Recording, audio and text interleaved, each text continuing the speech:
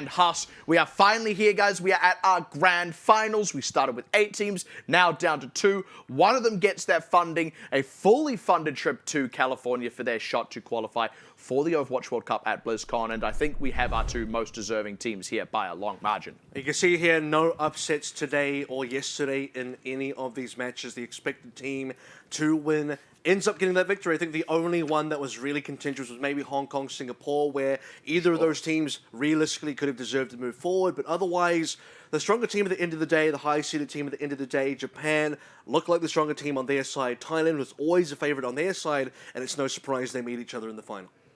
And we've had a really interesting day, right, with that run up because both teams had just a resounding victory. I think the Japan victory was maybe expected, but still a really strong showing from them and one that bodes well, I'd say, for this finals. And then, of course, on the other side of that, Thailand taking down Hong Kong, who in their own right were quite a strong contender. So just for those who are only just tuning in, gentlemen, I want to maybe give a bit of background on their respective semi-finals and some key points to take away from both of them. Maybe let's start with Hong Kong versus Thailand. Yep, so Hong Kong versus Thailand. We saw some cool comps from Thailand at the start, but they ended up transitioning to a more normal composition. They played a lot of Reaper Doomfist, which Hong Kong also played. They showed more proficiency at it. They had better combos with their front line. The DPS were very aggressive, getting a lot of kills in the back line. Overall strong team. And then from... Should I go to Japan? Yeah, why not? All right. Yeah. From Japan's side of things, we also saw some aggressive play from the DPS. We saw Tayo and Ten getting a lot of kills in the back line, being proactive with their ultimates, except we saw something that we didn't see from Thailand, the supports. The supports from Japan were a lot more proactive. Xerafi on the Lucio, making incredible plays across Lijiang Tower, and Iconwald trying his best to boop him off the high ground. And then the tanks from Japan, Samurai D and Ken Maharoro, their pool Graviton Flux combos were incredible, setting up lots of kills for Ten and Hashimi as well. I think both teams have, similar. Both the teams that have reached the finals in their respective semi-finals so far have shown, similar aptitude in the areas they're successful at, which is that their DPS are getting a lot of value in terms of the damage and the kills in there. The Reapers are finding correct angles and correct flanks to be in there. The Doomfists are always very present on the map and always high-pressure heroes that can always threaten to get those kills as well. Their tanks are working well together in order to enable things. For the most part, supports are being very active in terms of, finding angles to also have high impact on the game. A lot of coalescences being used, being gathered very quickly on both ends. And it's just a very, clear reason for both these teams to be here right now because they've been also the most consistent teams on a lot of these areas, and in particular for Thailand, to speak to their team a little bit more, they've also shown a bit of aptitude on other compositions too. I want to touch on that DPS side of things. You sort of highlighted the similarities between these DPS duos. Certainly, we'd expect that to make this matchup, just on paper, that little bit more contentious, right? Where both of these DPSs, especially the Reaper players, have got away with a lot against teams that haven't punished it as well. You'd imagine that these 2 teams should know what it is they need to punish, right? Mm-hmm. And Japan do have a little bit of a spanner in the works in Hashimi. He's a less aggressive player than Tayo, so he can react a bit more to the aggression that Thailand has to offer and play more defensively. All right, well, let's go ahead and meet these teams then, Sue. See who it is we are dealing with. We have seen them a little bit over the course of today already, but if you are just joining us, of course, here is Team Thailand. And look, we've highlighted the kind of key points of this. You've got members in there like Mickey from the Overwatch League. You've got players like Apudo, who is now a 2 times Contender-specific champion. He's going to be headed to the Gauntlet in just a few short weeks as well. The caliber of this team is all there writ large. And this is a team that has always shown up on multiple World Cup stages. We've known them since 2016, which is where players like Mickey really made their name, and that's how he got an MVS and then eventually onto Dallas Fuel as well. So a lot of history in this lineup, a lot of history in the individual players as well. Yep. They have an Overwatch League player in Mickey, the only Overwatch League player left in these finals. Yeah. Yeah, Tita, an Academy player, also very experienced. Previously my teammate as well. I know how great of a shot caller he can be. And then Apudo, 2-time Contenders winner, also previous World Cup experience, outstanding plays. And even when you look at those other 3 players there in Panties, Mushroom, and Tay, even though there isn't that same level of accolade, they're still solid players. Like you said, we've seen a lot of these players show up, especially on World Cup stages. A lot of them are on Contenders teams. They perform consistently well in those teams, even if the teams themselves don't necessarily garner a lot of success. I mean, this is the reason we're saying that this is our, on paper, favored team coming into this overall tournament. And their entire roster checks all the boxes because you start to look at, okay, what kind of experience they have. We talked about Overwatch League being there, Academy being there, but contenders for everyone else as well. There is not a single player on this team that has anything less than contenders experience, which I think is going to be the difference in a tournament like this. Speaking to very early on, when we look at all the rosters across the board for various teams, you see a few gaps in there, like, oh, this person doesn't really have the contenders experience, or this area of the roster is kind of lacking there. This is the kind of team, Thailand in particular, where they do have all the bases covered. And speaking of that, I think Japan is very much in the same boat. Yeah, I was going to say, I think we saw a lot of that against Hong Kong specifically, but with that, let's go ahead and take a look at Japan again, a team that ticks boxes.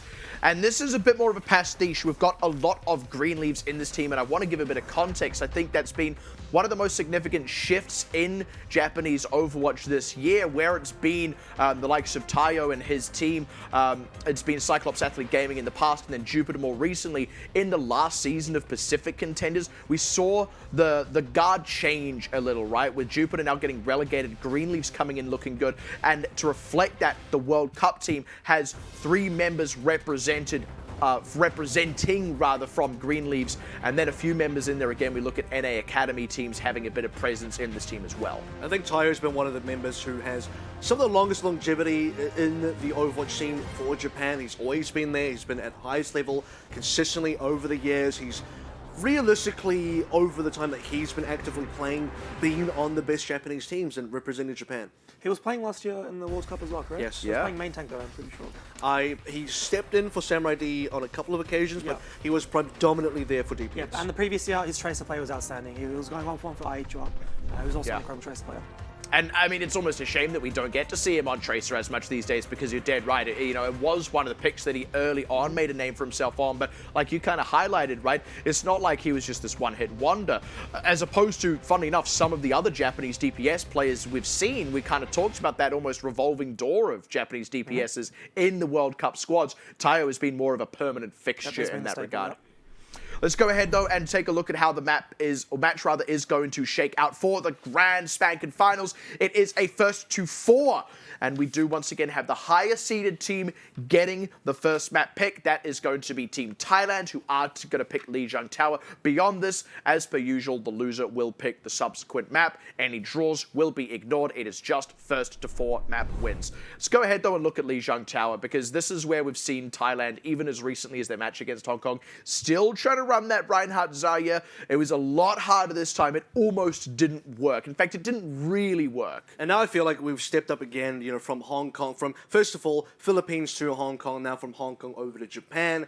At what point does Thailand need to look at this and say, are we going to risk running this? I do feel like there is some level of confidence there for Thailand to say, hey, I think we can give this another go, but every time you do bring out this Ryan Zarya on Control Center, assuming we are going to see a Control Center within these 3 rounds, and it's not going to just be a 2-0, Japan now has a lot of tape on Thailand running this, and I think Japan should be prepared. I believe Japan has seen this enough times to know what to expect, and I also believe that Thailand have been getting away with murder in their previous series, as you mentioned. They weren't really winning the fights, or the macro plan wasn't really working in their favor, but they were having those little mechanical outplays in the 1-to-1 mirror.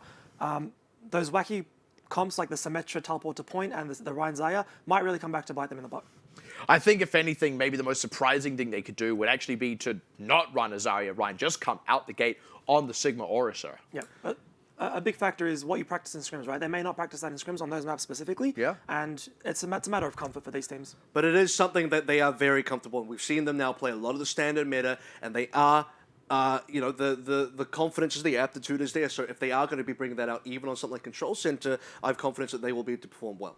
That's the thing. At the end of the day, this is one of our favorite teams. They are good at that meta composition, even if we didn't see as much of it early on with this team. But with that all said and done, the stage is set. The winner of this gets that funding for their trip to California. We kick it off on Lijiang Tower. Once again, Huss, thank you very much. We'll see you on the far side of this map, and goodness knows what we'll have to say about it then.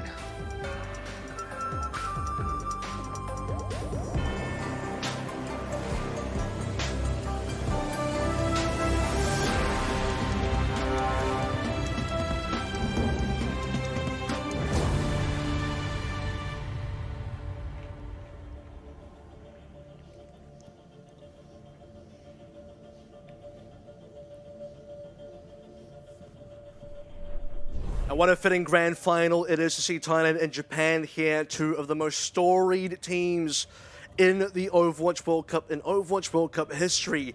Both teams have made so many appearances, both teams have captured the hearts of so many fans, and this year, I would like to say it should be all the same. And these are both teams that you could really see qualifying for that part of the World Cup that will be taking place at BlizzCon if they are able to get themselves to the US of A. Both of these teams really want this. And this is now where the battle lines will be drawn. A lot of speculation up until this point. Thailand have been a favorite since the start of the tournament. Japan have creeped on up there, and they've been personally, for me at least, increasing in terms of power rankings as we've moved through, and this should be a banger of a game to start, this time on Gardens, the one round that we did not see Thailand on previously. Okay, there we go. Mickey just baiting us out one last time there. Oh, that's a bit of an awkward teleport. Not quite the value they were looking for, but there is still a reasonable rollout for Japan, and Thailand did not make the same play. Tayo's back on the lineup as well, so Hashimi's watching from the bench as the first few picks may come through very soon. Thailand do get the first rotation to the point, but they also take the first casualty. It is traded out with Tayo. Now is 10 already making his presence felt. The only 2 kills accredited to Japan are accredited to him. Now with Samurai D getting in the mix, we're seeing Japan getting the advantage in this early fight, and the further response not being there from Thailand, it will be Japan getting the first cap. And they smell the blood so early there as well. They start to see the tank line faltering and Japan start moving forward. Samurai D puts the shield forward. Kimahorova walks up as well. Tayo might be out of the mix. 10 might be going down a little bit later, but for the rest of Japan, point secure. And just a solid opening fight for them. Now Thailand need to find their answer back in. Haku leading Panties in charge for that coalescence, and that's often a difference maker in these early fights, given that it is so often the first ultimate available. And because Thailand are trying to break this choke right now, they need every advantage they can get. That might just be one. That's a huge one, actually. 10 was the second closest to an ultimate. Now they find Tayo as well, and this is all brawling right down the barrel of Haku's coalescence. But Annie's getting the second one as well, just helps give Thailand that little bit extra leg up to close out the second half of the fight, and that will be them grabbing the point straight off Japan. Absolutely no fear from Thailand. They're walking through. They knew the timing window was going to be tight. They knew that double coalescences were going to be on the board, but the rest of ultimates were missing still. If they waited a few seconds too late, 10 would have had the meteor strike and possibly wouldn't have died. Thailand, Mickey should be able to get that gravitic flux available that keeps them even in ultimates for this next fight, at least until Samurai D's supercharger becomes available. Meteor strike early from Mushroom. Looking for something. Mickey's already found Samurai D, and that is a nice clean combo. Japan's still trying to make the counterattack happen with 10, but despite the damage, there wasn't the conversion, the closeout of the kills, so Thailand will secure a hold. And just keeping the pace of the game in their favor. They are setting the tempo of the game so far. Japan is not allowed to pick these fights. Thailand is dictating when the fights will happen, where they will happen, and who it's going to be. Ultimates barely being used here. Thailand is still absolutely stacked. It was only the meteor strike. That was what was so incredible about that. Japan used the exact same ultimate, but didn't get anywhere near the same kind of value. So now Thailand also pulling ahead in terms of percentage on the point.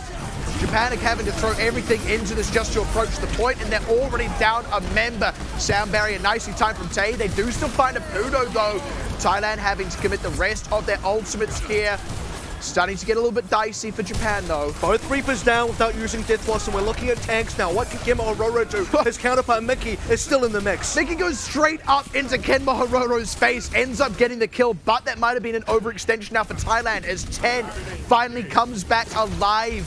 Finds 2 immediately. Looking to get T1 as well here surely before long, but nice Death Blossom.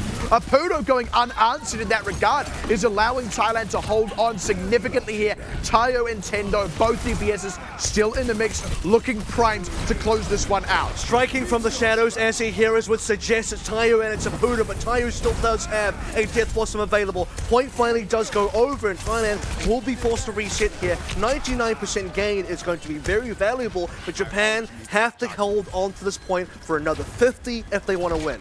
They would have liked to get that exit frag on Mickey. For one thing, it would have given them some more ultimate charge, and it would have also just given them a little bit more time, put some more pressure onto Thailand. Right now, Japan are probably going to have to hold out for two good defenses. First one's going to be queued out by the Coalescence, and Tayo, that's going to be a 1-for-1 so far. The Death Blossom not getting much done. Mickey's super low, but stays alive critically thanks to the Coalescence, and now they're just waiting for something. Samurai D close to that supercharger gets found out, and Thailand are starting to out-frag when ultimates are not a factor, already at 99% as well. They will grab this point. I don't know if Japan can get back in here. They need members on the point. They need Zero Fee to have the sound barrier as well. They got to have as much as they can to try and return this.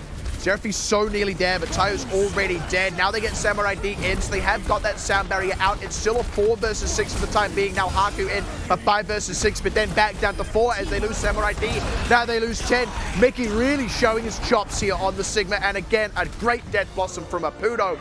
A close-fought thing, but Thailand do edge it out. 100 to 81, fairly close to fair here from both sides. Starts to remind me of some of the closer matches that we've seen, and a lot of matches have not been close, so we're finally getting a decent performance, at least in this grand final here. But what we are also seeing is Thailand having so much more initiative over Japan in various cases. At the start of fights, it does start out very even, but as we start to closing out, Thailand's getting more value in some of these picks. Thailand overall is able to come in sometimes at a deficit and still outperform Japan in these fights. We are also, in my opinion, seeing Japan being the slightly more reactive of the two, which isn't quite what you want to see.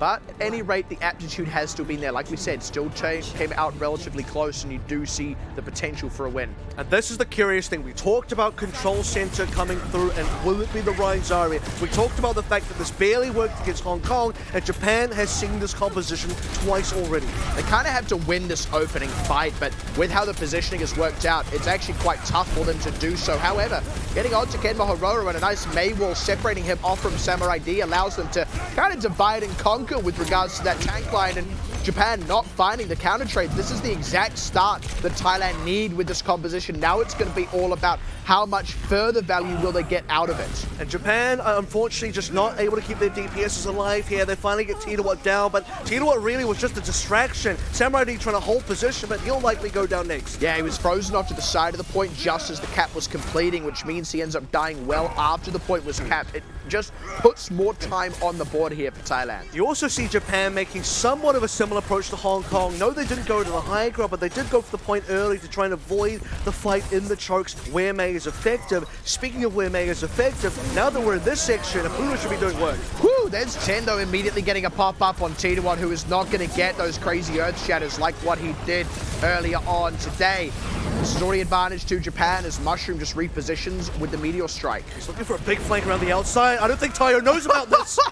Yeah, he was not expecting that. He's going to stay alive, though, Tayo, and they found Mickey on the front side. Tayo does go down as Mushroom finishes what he started, but Ten is also getting similar value. It's a bit of a brawl here. Let's see how much Mushroom can get done. He's low, but hasn't gone down, and taking 3 down with him has given Thailand room to breathe, where otherwise they would have probably lost this fight due to the tanks getting bullied out so early. And I think room to breathe is exactly correct in the description of how this game is going, because Mushroom is getting a lot of work done where he isn't being pressured. On the other hand, Tayo eats a rocket punch straight away. Ten's not able to stay alive for too long, and Japan needs to reassess how they want to approach, because they do have a lot of ultimates, but they need to get to the point.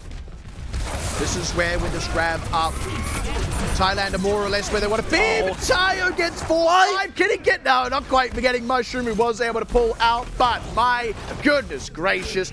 And that was with Thailand getting the position that they wanted with the grab, with the Blizzard, and just completely blitzed by Tayo. Still need to see Japan hold on to this point, though. It's a very similar scenario to what we saw in Gardens. It's not a 99% lead for Thailand, but 81 still puts Japan into a final fight territory if Thailand can flip this point back over. Japan still does have a decent number of ults available, and they should be looking to lean into that.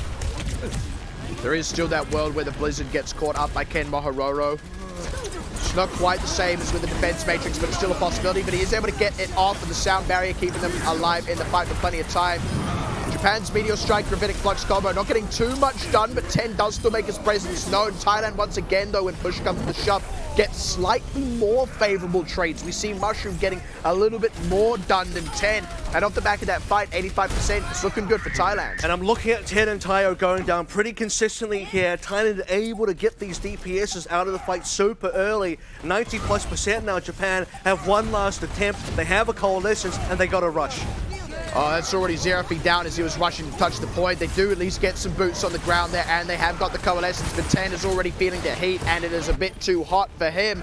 Now Japan, many members down. Tayo already pressured out Kenma Hororo as well, and Thailand well positioned on the point. Mickey goes down to his own right click there. Mushroom finds one. Apudo, there we go. They're getting the kills that they are going to need, and that should be all it takes to secure that one. Apudo getting another kill just at the back end of it.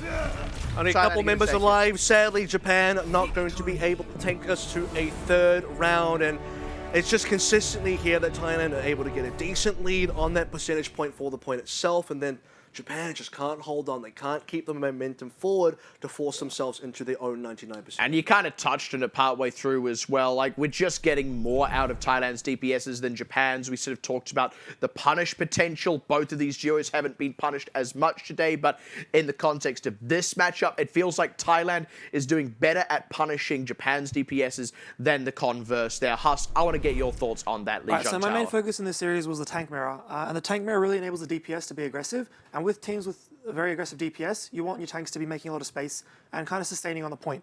The main times we saw Thailand lose the point on Gardens was when their tanks overextended. Mickey went a bit too far, got caught out, and then the Doomfist really like just punching in and like getting the pressure absorbed off him by the Orisa of Titawat. Another thing to look out for is the support line. So Tay is really taking it to Xerafi. He got some boop kills on Gardens, which, we know Xerafi did that in the previous map, got like 3 boop kills. Tay showing that he's just as worthy. And then on Control Center, they pulled out the Ryan Zaya once again. I personally didn't expect it to work, but I mean, the Maywall split off Kenma Hororo, who we did mention earlier, does have a tendency to miss position away from his Orisa, and they punished him for that really, really early on. They also utilized this time the Doomfist bubble combo, so they bubble the Doomfist in so he doesn't get pressured as easily, and it also builds charge for Mickey. And then the final like linchpin was like Mushroom. He just went ham, right? Every fight he's got like 2-3 kills. Dude just popped off, right? Exactly, comboed with the Orisa pulls. Oh, this fight as well. He like disrupts the Reaper flank, and then goes in and just like. It's surprising. Like, they got more out of the Ryan Zarya in this than they even did against Hong Kong. Well, my feeling on that is they didn't really... I mean, the impact of the Ryan Zarya was a lot more invisible in the sense that previously, okay, we saw Titawat get a couple of shatters in there, which probably gave Thailand the edge against Hong Kong, but you see a lot of Titawat just holding up a shield in these fights. He's not really impacting the fight through getting extra damage in there. He might look for a sneaky charge here or there, but he is being very annoying. He's being hard to kill. And I think for the most part, when you look at how these fights unfold, Titawat stays alive. He just doesn't go down, and he's always just disrupting the team of Japan, not allowing them to take the position that they want to, not allowing their tanks to really move forward, make that space with the DPSs, also, and Titawat is just being a real pain. Something that's very underrated about Reinhardt is in a barrier-heavy meta, he doesn't care about barriers. If there's a barrier in front of him, he'll swing through it, right? So he's also, well, as you said, apply that pressure from the sideline with his positioning and his shield, and then once they ignore him, he just swings into them and does tons of damage.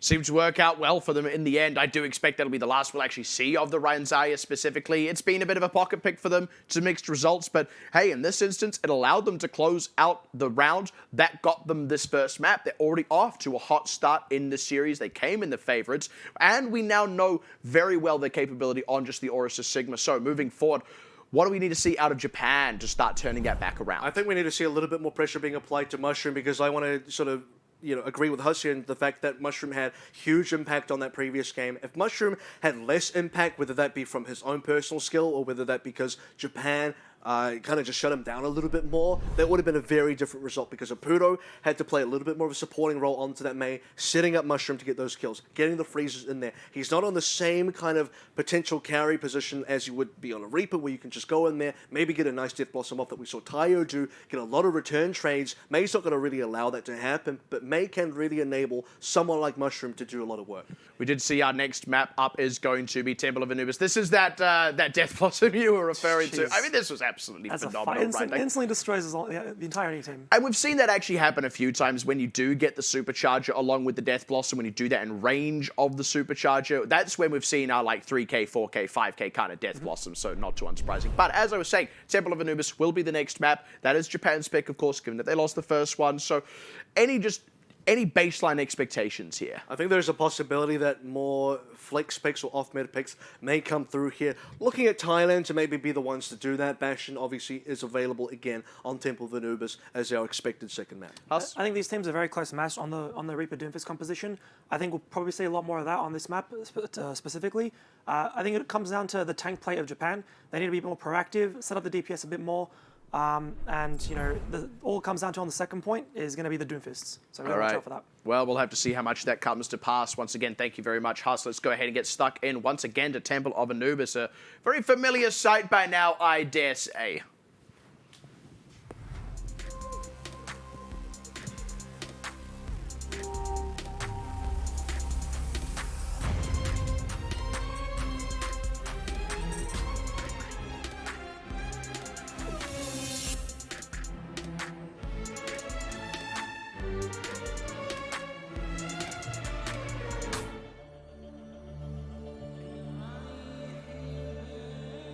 There it is. There's the Horde symbol. It's like 3 or 4 of them there. It's a big horde. So that's why they call it the Horde. Hordes tend to not be small. They're big or bigger. Yeah, Those statues, that's big. it is a large statue. That's him. That's Anubis. That's the guy. It says Temple. Yep. Built in his honor. Speaking of honorable right now, it seems like both teams will most likely be going for a mirror composition. Tyro scouting from spawn with the Widowmaker to see if he can get any information before doors open. But Thailand, nothing strange coming through from them. I think both teams are very confident in their standard meta picks, and I guess the mirror is the way to go. Pannies is playing The Legend of Zelda here. He just wants to smash some pots. The information that Tyro actually gets here is not inconsequential. He does reveal the Sigma Orisa fairly quickly, so I mean, Japan right off the bat, they just know what the defense looks like. They know they don't need to bring out anything specific for a potential Bastion. Again, taking the honorable duel. And they're more than happy to. We'll have to see how that first rotation goes, how much Mushroom can get done in disrupting that. Apuno may be looking to do the disrupting here, actually. Drops down from above. Nice halt, keeping them in the line of fire just that little bit longer.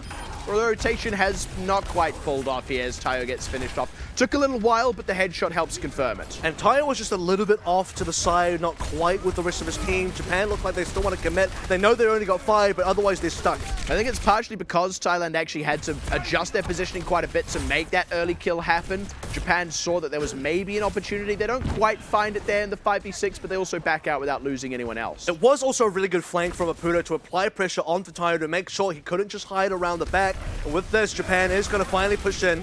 This is with Tayo now rejoining off to the side, but 10 already down now, the early pick. Good counter trade. They find Mushroom out, but they have lost their own Doomfist in 10. That's a bit of that forward pressure gone. However, if they last long enough, they do just get that closer respawn as the Coalescence beam battle begins. Apuno taking a lot of heat, but staying alive thanks to the efforts of Pannies, and now Japan slowly making the approach to the point. They find Mickey on the side, trade it for Samurai D.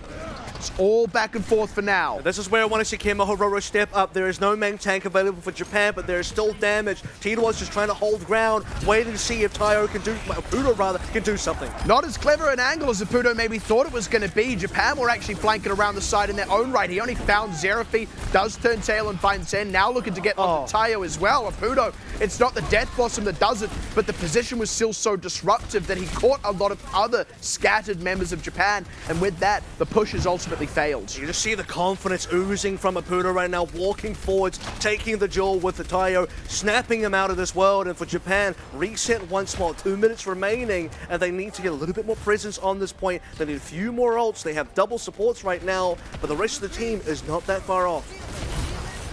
Thailand kind of just doing it all right now. Japan still yet to make significant headway. The beam battle again once coming out. Mushroom down early though.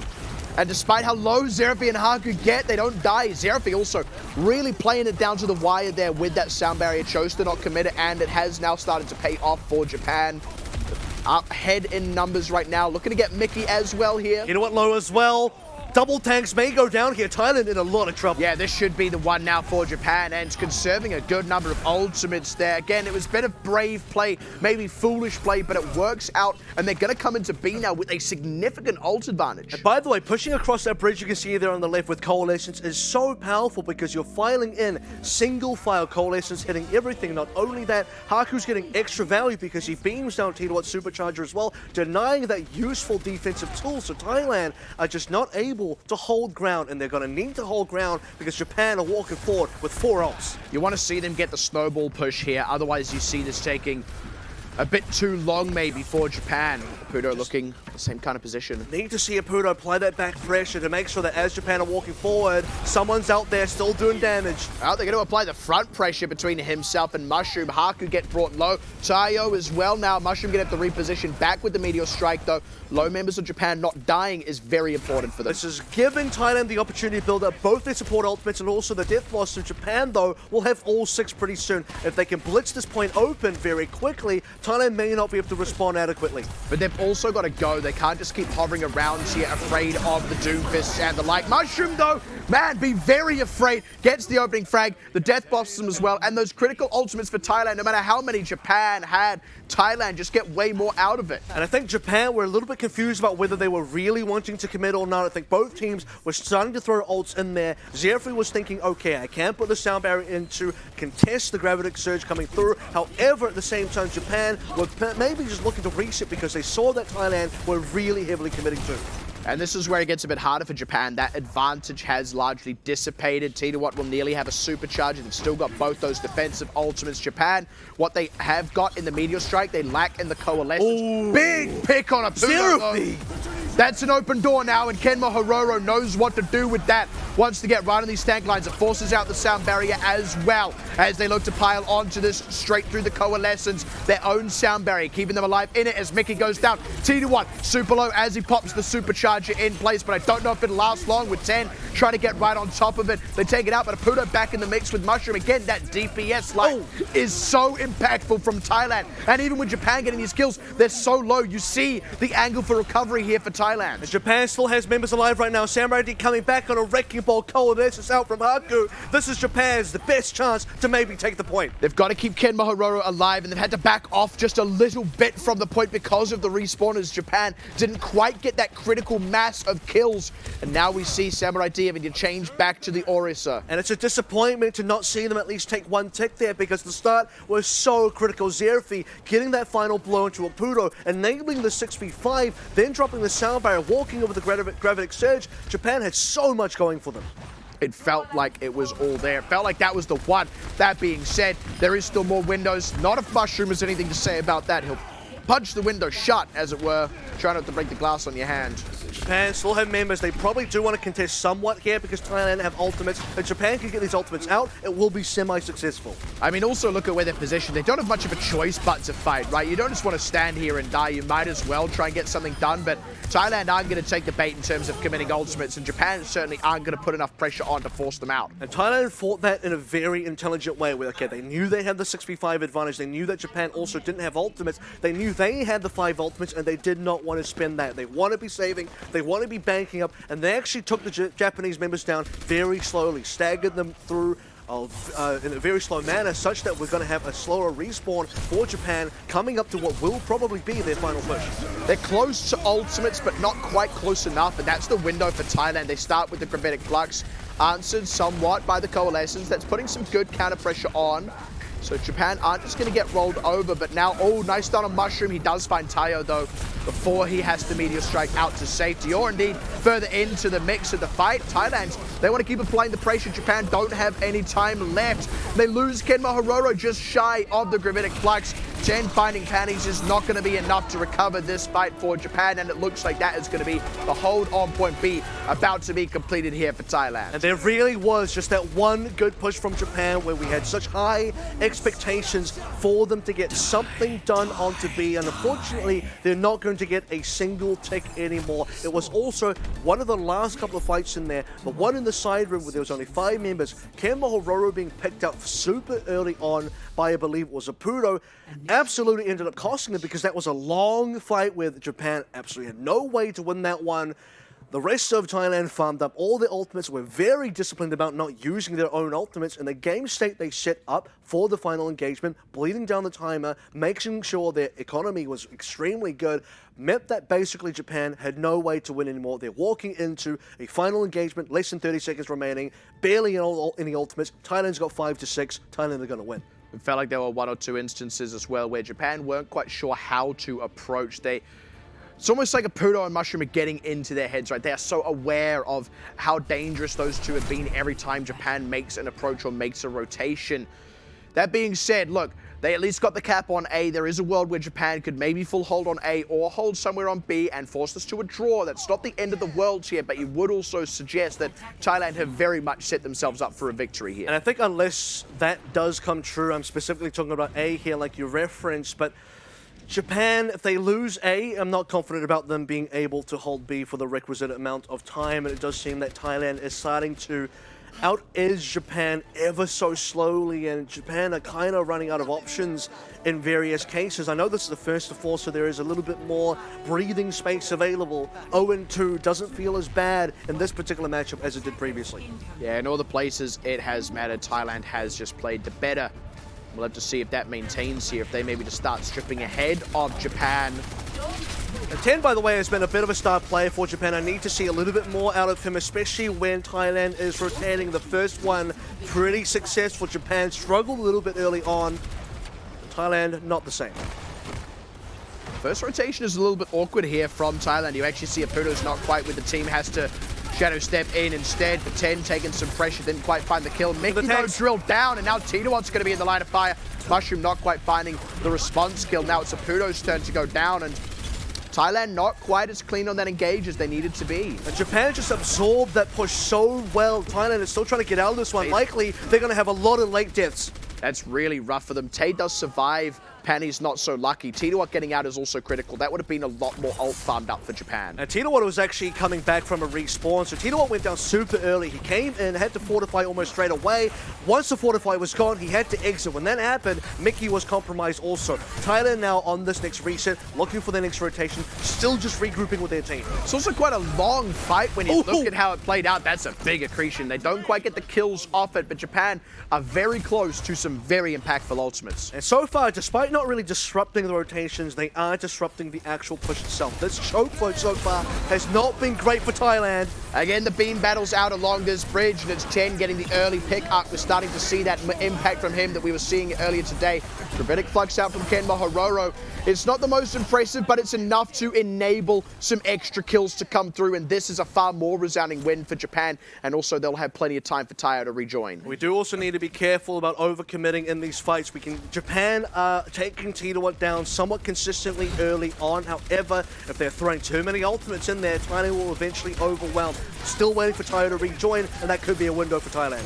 They've got a supercharger coming up here as well. When Tayo is in the mix, he is going to have a Death Blossom, and that's already a pick onto Mickey. That's a rough start. This rotation from Thailand just has not had the impact required. Apudo now picked up. Tayo might go down here in a counter trade. Tidawat's got eyes on him. No, bump back. Tayo gets the safety, and now Thailand in full retreat need to make sure they don't lose any more members. Japan's focus here is absolutely excellent. A lot of teams would fold through this sort of scenario where Thailand kind of split the attention. Thailand are putting Mickey and I believe Apudo onto the right side flank from attacker's perspective. The rest of the team is going left. A lot of teams wouldn't know where to look. Japan says, we're going left. We're going to meet where Apudo and Mickey are going. Both those members went down. They forced a 6v4. After that, Thailand, doesn't matter if they took high ground. Doesn't matter if they have players there now. You can't fight 4v6. Nearly 5 ultimates available for Japan. They didn't use any in that last fight. This is where you really got to start believing in the full hold on A here. Only 1 minute left, but Thailand and Japan have everything and more. Tayo down early though, got nothing out of that Death Blossom. A little bit overzealous with that, methinks. Now even with the supercharger, Apudo gets the work done. Gets 3. Look at them go. Absolutely incredible from Thailand. That's the one they needed, and it doesn't matter how late it comes as long as you get it. Now they'll have the time to get only that 1/3 required on B. I'll tell you what does matter when it comes late. I was looking at Zerafi the entire time holding my breath. Where's the sound barrier? Finally uses it, gets cancelled mid-air, and does not end up dropping it on the team. Right there, you see it. Zerafi on that Fat Zero 1-0. No one receives a sound barrier. Extremely unfortunate for Japan to be in that sort of scenario. Maybe he disconnected. I'm not too sure what's going on here. Oh, but man. Japan have got to be kicking themselves. That was a very defendable, very holdable A. Yeah, let's take a bit of a breather with that. While we've got the opportunity, Huss, do you have any particular thoughts on that fight that we just saw? So that last fight there was... Oh, we'll get your thoughts in a second. I mean, we're just in a bonkers situation, to say the least, right? Like we said, that's where you've got to believe that the hold could have happened for Japan. And I have to reiterate the statement. Look, if Japan lose A, and in this case they certainly have now, I'm just not too sure whether they can fully defend B. We'll have to reassess when I see, I guess, the time remaining for Thailand. However, there is a possibility for a draw, but the win was there. The win for Japan to get Anubis was in their grasp, and they let it through their fingers. Like I said, it felt a little bit overzealous from Tayo in that last fight, trying to go in to find a Death Blossom. But there we go, Huss. Now I'll get your thoughts about what went wrong for Japan in that last fight. Tayo was a bit too aggressive there. He had to force some cooldowns to get out, try to get out alive. The big factor there was it was a 5-ult to 5-ult exchange, and the sound barrier was cancelled. The sound barrier getting cancelled means that there's no beat to prevent the Reaper ult from getting value. And we saw Raputo explode and get multiple kills. I mean, we see that so often from Raputo, right? Night and day between those two Reaper players. I do believe the pause is resolved, so we're going to go ahead and get stuck right back into the action.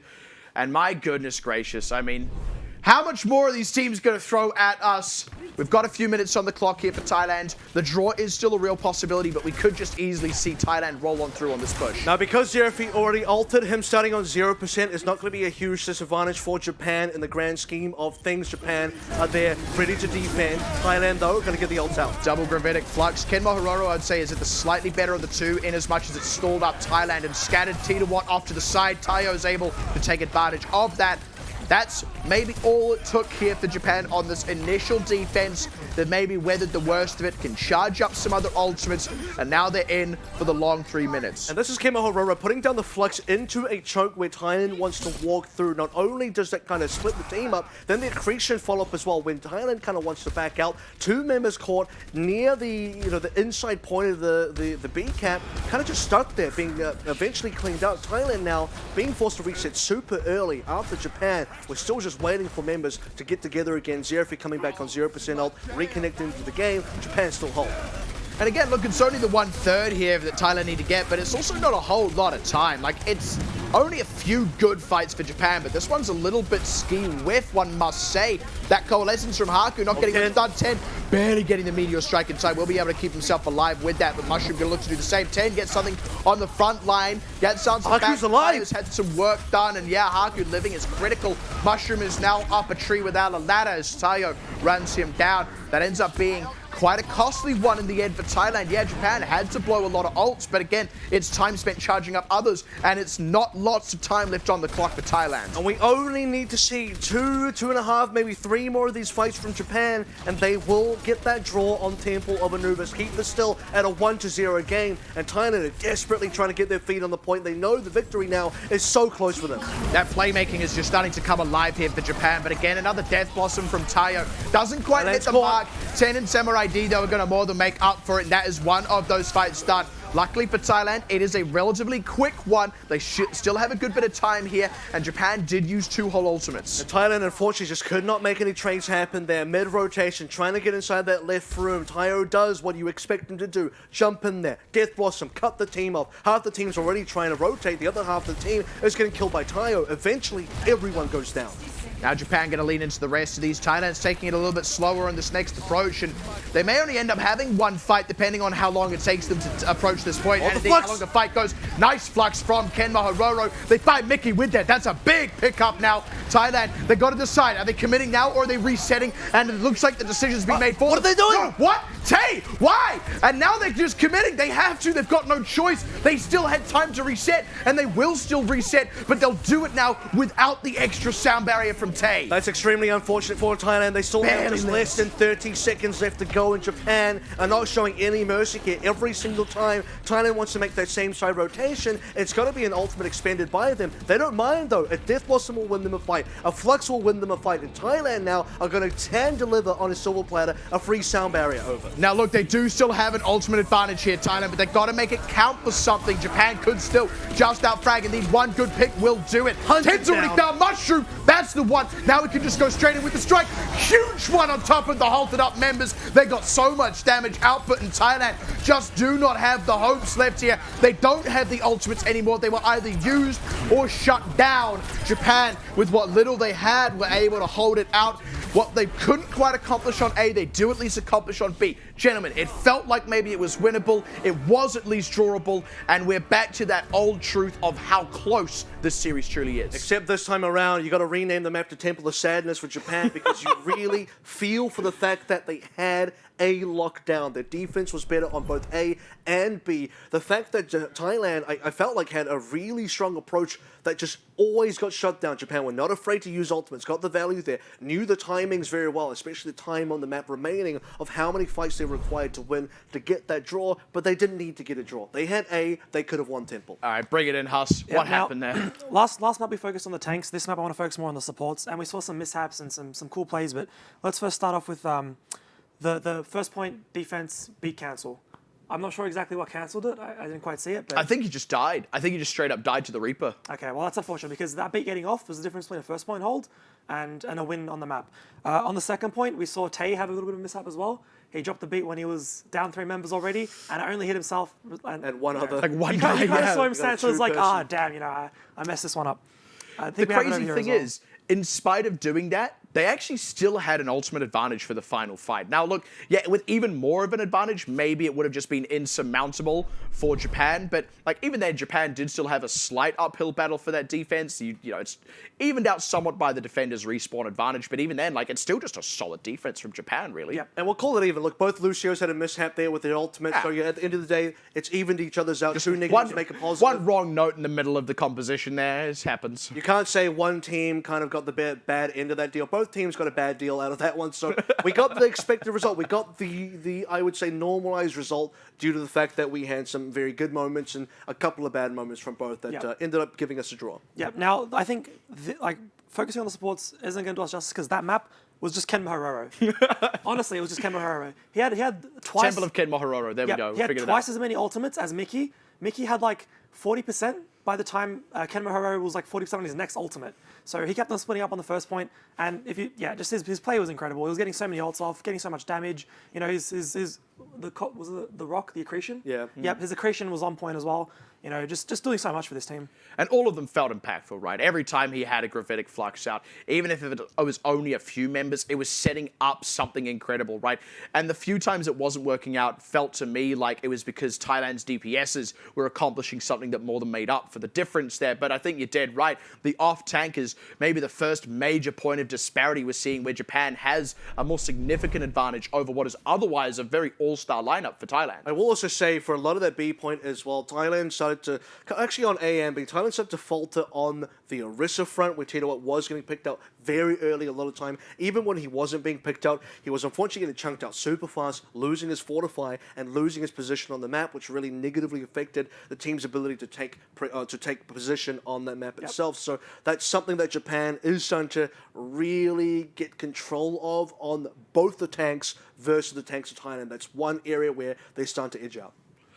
Well, with that, I think we kind of set the stage for it. It's going to be an absolute nail-biter of a grand finals here. And it's first to four. We've only had one map actually get scored on the board. Hopefully we'll have a few more after this break. We'll see you on the other side.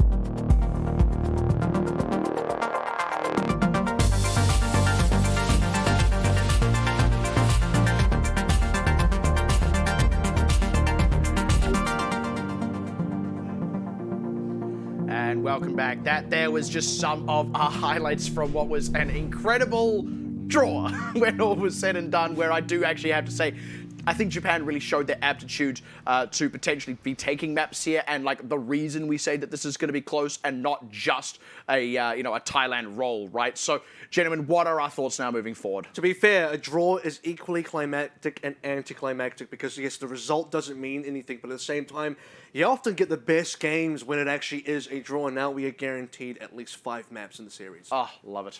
Yeah, I feel like that map was robbed by Japan, though. They had a really solid first point hold, and one little mishap can really cost you a map like that.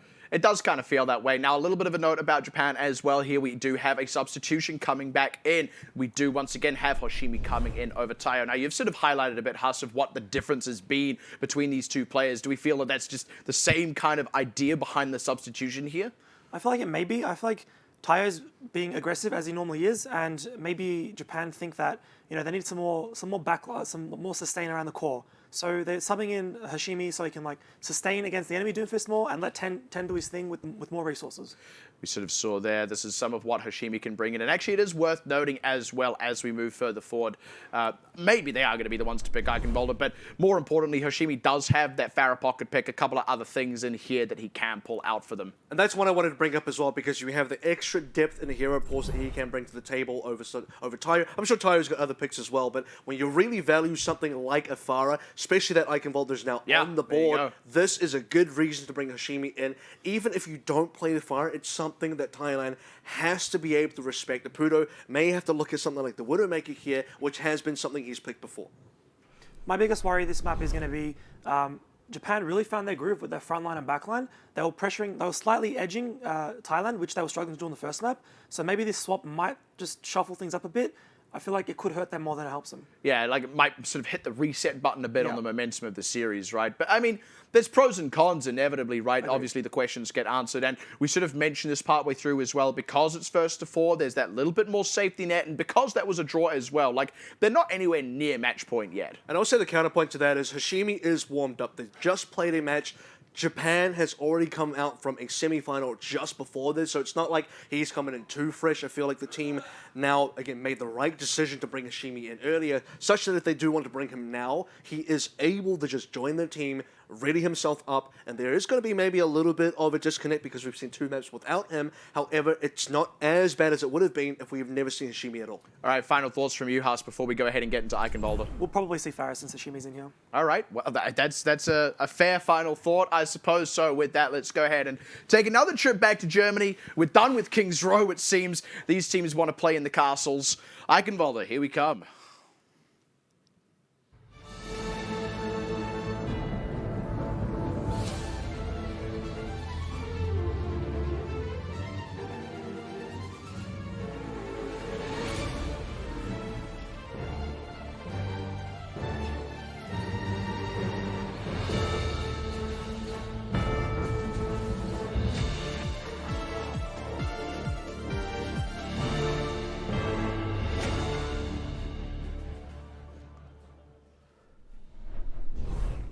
I'll send you a postcard.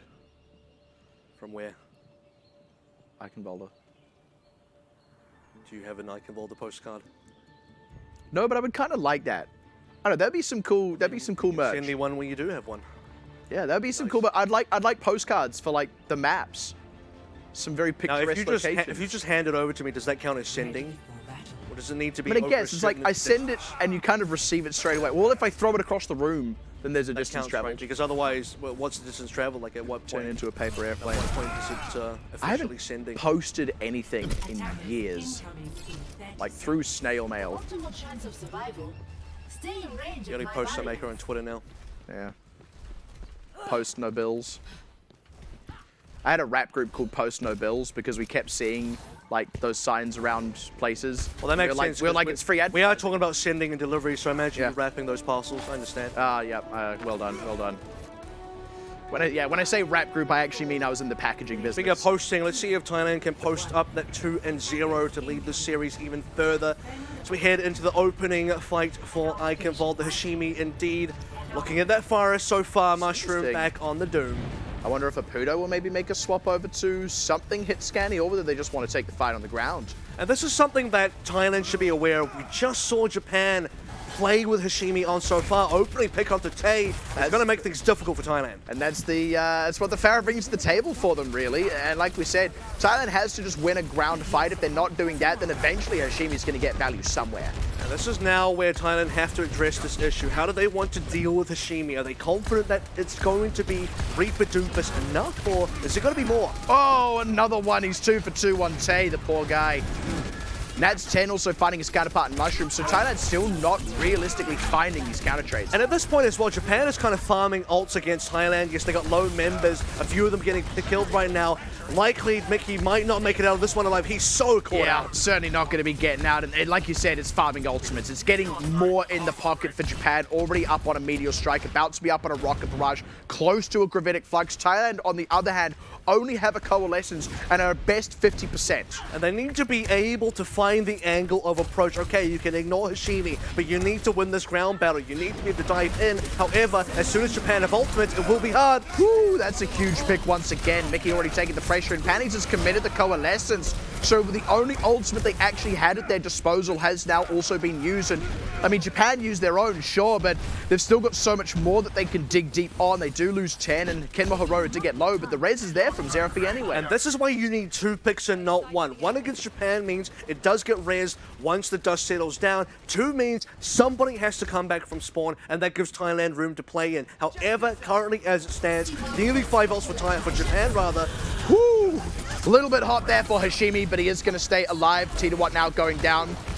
Not huge value, but trade there. Both Doomfist getting both. Moira's 10, trying to keep the pressure on. Aputo's so low, took him a long time to die. Xerapi needs to find a good resable target, but in the chaos of this fight, it's hard to do so safety. Mickey lives and kills 10. They finally get a res. They commit it onto Samurai D. They want to try and anchor this point back down as best as they can, maybe to get some respawns back in.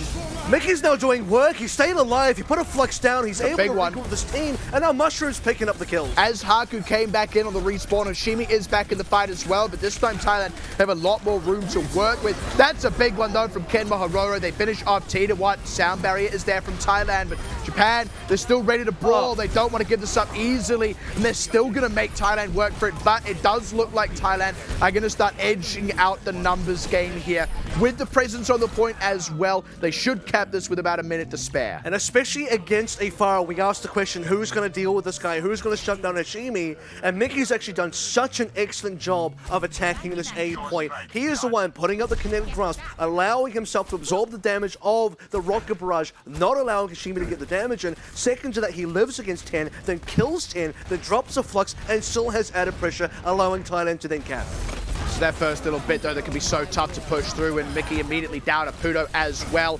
This is good for Japan. They want to re-anchor this defense. They do have to use the Coalescence to make it happen, but they're getting a lot of value out of the fight. And this is very important. Japan may have lost A quickly, but they can still maintain hold on this opening choke so far. Thailand have ultimates to play with now. Mushroom was only a couple % off from using Meteor Strike to potentially save himself, although you'd imagine he'd want to save the ult anyway. Thailand now get to push in Supercharger at the ready. This should be the one for them, and again, there we go. The value comes out 2 for 2, though, with that Rocket Barrage coming through, but with the tank line Dunzo, unless Xerapi can find a res, again, it is in a difficult position. I do see Thailand starting to push this one back, and indeed, we're seeing that happen now. Speaking of position, T-Watt actually puts the Supercharger down behind a little bit of environment there, but a little bit of geometry, but still allowing his team to benefit from their bonus damage. So Thailand get all of that ultimate. Aputo gets so much done with it, a triple kill, including one into Kenma Hororo. And unfortunately for Japan, just not able to get enough trades despite the Rocket Barrage coming through. And Hashimi now wanting to put down the wings and pick up the shotguns. I do like this, making the change here for Japan. Wow, 10 gets an early pick onto Mushroom. This is the beginnings of a potential defense for them. 10, wow, look at him go. 2 for 2 so far. Kenma Hororo, Gravitic Flux, nicely done, and they slam dunk the remainder of Thailand. Yep, takes down both the DPSs, only 4 members alive. Ken's going to clean everyone else up that's still up there. And this is what we're seeing now, where Thailand may edge out a couple of fights here and there, but as soon as they do, Japan hits back, and they're instantly in another defendable position, making their way onto the higher ground, and Thailand regrouping, looking for their next rotation. Japan have really made this hard for Thailand. Even if they've lost fights on the defense and had to pull back, every single time they are forcing time off the clock for Thailand. And like you said, aggressive supercharger paying off brilliantly here for Japan. This is going to be more time lost here for Thailand. You got to have so much faith in your team to follow up there, because Samurai D drops that supercharger down, walks forward, zero fear into all 6 or at least 5 Thailand members, comes out alive, and Thailand just get cut in half. Only 1 minute left, just under that, in fact, for Thailand. They've got a good gamut of ultimates here, but I mean, Japan have thrown so many wrenches in the works, and all it takes is 1 good pick from 10. Conversely, all it takes is 1 good pick from Mushroom, though. And I think this is where Thailand are going to really struggle, especially with Tay down again. In the rotation, the coalescence out from Haku allows them to get 10 in 10. pick, and now he finds more! It takes 1 pick, it gets 3. Mickey does trade 1 back, but they may be wishing that held on to that gravitic flux when all is said and done. Thailand barely any time left on the clock, still losing members this late. They're not even going to get the fully reset here. 4 final blows overall, and I'm sure he got assists on so many more members. 15 seconds, unlikely now for Thailand to get this B cap. Japan should be able to hold. Their defenses have proved to be the dynamite factor. Nearly getting that full hold on A on Temple of Anubis, at least completing it on B. Now looking to replicate some iota of that success here on Eichenwalder. Mickey rolling out the wrecking ball so that he can be there around the payload. But I mean, this is now going to be a bit tough for them to work with. They're lacking in the Sigma. Sound barrier out early. Japan does need to hold on tight until they can get some ultimates up. But Pudo, though, he's got an ultimate, and he's going to fight 2 members with it. This could be the one here for Thailand to keep it alive, no matter how ironclad that defense is from Japan. Thailand keep finding cracks. And unfortunately, because it's overtime, we got slower respawns. Japan still have the opportunity to maybe hold this, but they got to get there ASAP. They're going to make the conservative play, and they're going to reset instead and wait for the push to come through on C. Thailand pull 1 through, pull 1 out the magic bag, and this is where you have to start to wonder, can Thailand still do this with 1 minute 30? Still going to be a tall order, and all it takes is 1 good defense here from Japan. If they're going to get 1 good defense as well, they want it to be early as possible. Man, that could just be it. They've already picked off T1. If they can just get a bit more value out of this, and look at all the ultimates, by the way, it's going to be a tough one for Thailand to get back in here. 6 ticks up now, and Thailand have roughly a push and a half to get through. They can maybe do 1 quick push, get a couple ultimates out of Japan, and then go for the final engage. Even if they win that, we will be in overtime. They need to push in overtime, and they need to cap in overtime. A tall order, and Japan has so much going for them. What a hiding place for Hashimi. He did get spotted out, though. Coalescence is in early here from Panis. Haku chooses to match. Hashimi wants to get the thick of it. He gets 3 already, and the remaining 2 from 10's Meteor Strike. That is the whole lot. 20 seconds left on the clock. Maybe Thailand get 1 last ditch chance, but Japan still have ultimates. That is part of Thailand's plan, though. They needed to get ultimates out, and that's 3 gone already. Samurai D's 1 included, so make it 4. Only Zero-P and Kemo Hero have something to play with, and Thailand have an opportunity. Huge gravitic flux, though, going to slow things down. Mushroom gets in the mix, but he's already down. It is a trade for Hashimi, but they miss out on Mushroom's Meteor Strike, an ultimate they sorely needed. It's going to have to be a Pudo, maybe, with the Death Blossom. Does have it now. Finishes off 10. This is an opportunity for Thailand. Japan did not let this one slip. Once again, a Pudo makes magic happen, and Mickey coming back alive. Now Thailand are just barely in this. It is it's just incredible what Thailand can do with so little. When they have no resources, they can somehow still win these fights. They can somehow still make the pushes happen, and they may still get a few picks here. Not expecting the team to be there, I think, was then. Now Thailand have more ultimates than Japan. In fact, Japan have none. They're not even close right now. Gravitic Flux first to come out. Looking to do a lot of damage here. A lot of disruption as well. It's only just a structure going down. Zerafi making this change onto the Batiste. There's Sound Barrier, Samurai D down. Oh, this might be a Thailand just leaning into the ultimates they got off the back of the previous desperation fight, and now Japan barely getting anything done. Haku trying to hose down these members. Even in taking out the supercharger, they can't take out the heroes. Thailand, I mean, was that a limp or was that triumphant march? But they get it over the finish line either way. I am still absolutely in awe of how Thailand can get that across the line with so little. We've seen this time and time again. Cast your minds back to Hong Kong. There was that 1 minute something offense on Anubis that they managed to complete the whole map with. And now we're seeing a scenario where the defense from Japan was so ironclad, especially on that B point, and somehow Thailand, with nothing to work with, a supercharger and a wrecking ball, walking on that point, reaching the overtime, cleaning up Japan, getting that cap, then getting completely team wiped, and the overtime again, capping Thailand is unbelievable. 3 times in a row there, Japan had an opportunity to stop up the inexorable march with just one last good fight. They had so many, but in the one that would matter the most, they kept losing to Thailand, and it ends up being Thailand getting a full cap. Now Thailand only need a half-decent defense. They only need to win that one critical fight somewhere on the map to finally start edging out more of a lead in the series. And at this point, I'm getting a little bit of PTSD back to Temple of Sadness, where again, Japan probably should have won that one. Japan had such a good lead, and you're in a very similar situation now here where, to be fair, they probably should have held on B. But because we have a full cap out for Thailand, anything can happen. Even if Japan managed to cap through the map, we're going to time back. Anything can happen. And I feel like time and time again, Thailand has proved that when the chips are down, when things get really tough and Thailand's got nothing, that's when they're the most dangerous. All right, Thailand, what's the go? And look, Japan, they can still make this one work. It all depends. Certainly not out of it yet. A good enough time puts them at a heavy advantage. Mickey. Time back. Mickey in trouble. Very low, barely scraping out of that one alive. It's got to be counting as lucky stars. Thailand now lose a lot of space for that, however, and Japan are going to start walking up. Counting as lucky black holes. I don't know. I don't know what Sigma counts. I like to imagine Sigma counts in base 12. He He sucks the stars into the black hole. That's why he's counting the stars. Ah, there we go, yeah. Anyway. Thailand, like you said, forced well back here. This is potentially an opportunity. 10 does need to be careful here to not spend too much time right up front in the line of fire. Really dangerous there for Mushroom and also for Hashimi in Japan. Thailand just kind of in a bit of a stalemate until now. There it goes. Mickey, it gets confirmed this time around. Mushroom trades it back though, but Haku is first to the mark with that coalescence. Now it's Panny's turn as Haku's has run out. Japan needs to get a bit more done still, and these members are getting destroyed and dismantled by this coalescence. There was a window. They had some members of Thailand low, but they didn't actually finish them off, and now Thailand sitting comfortable on a good chunk of ults. Japan trying to escape through the narrow room onto the side, and Panny saying, you've just all lined up for my kills. Thailand now knocking about 1:30 off that clock. Couple more ultimates about to come online for Thailand as they reach for another attempt at this defense. Japan still just working on the next wave of ults. Yeah, it's certainly catching 3 beasts with 1 bullet. Now Thailand just looking to hunker down first. It's giving Supercharger. Mushroom nearly got a little bit too greedy there, or too deep rather. Apudo finds Kenma Hororo though, and all's well that ends well. Japan will be rebuffed for the time being. Another super high value Supercharger there for Titawat, where he just places it smartly. Oh dear.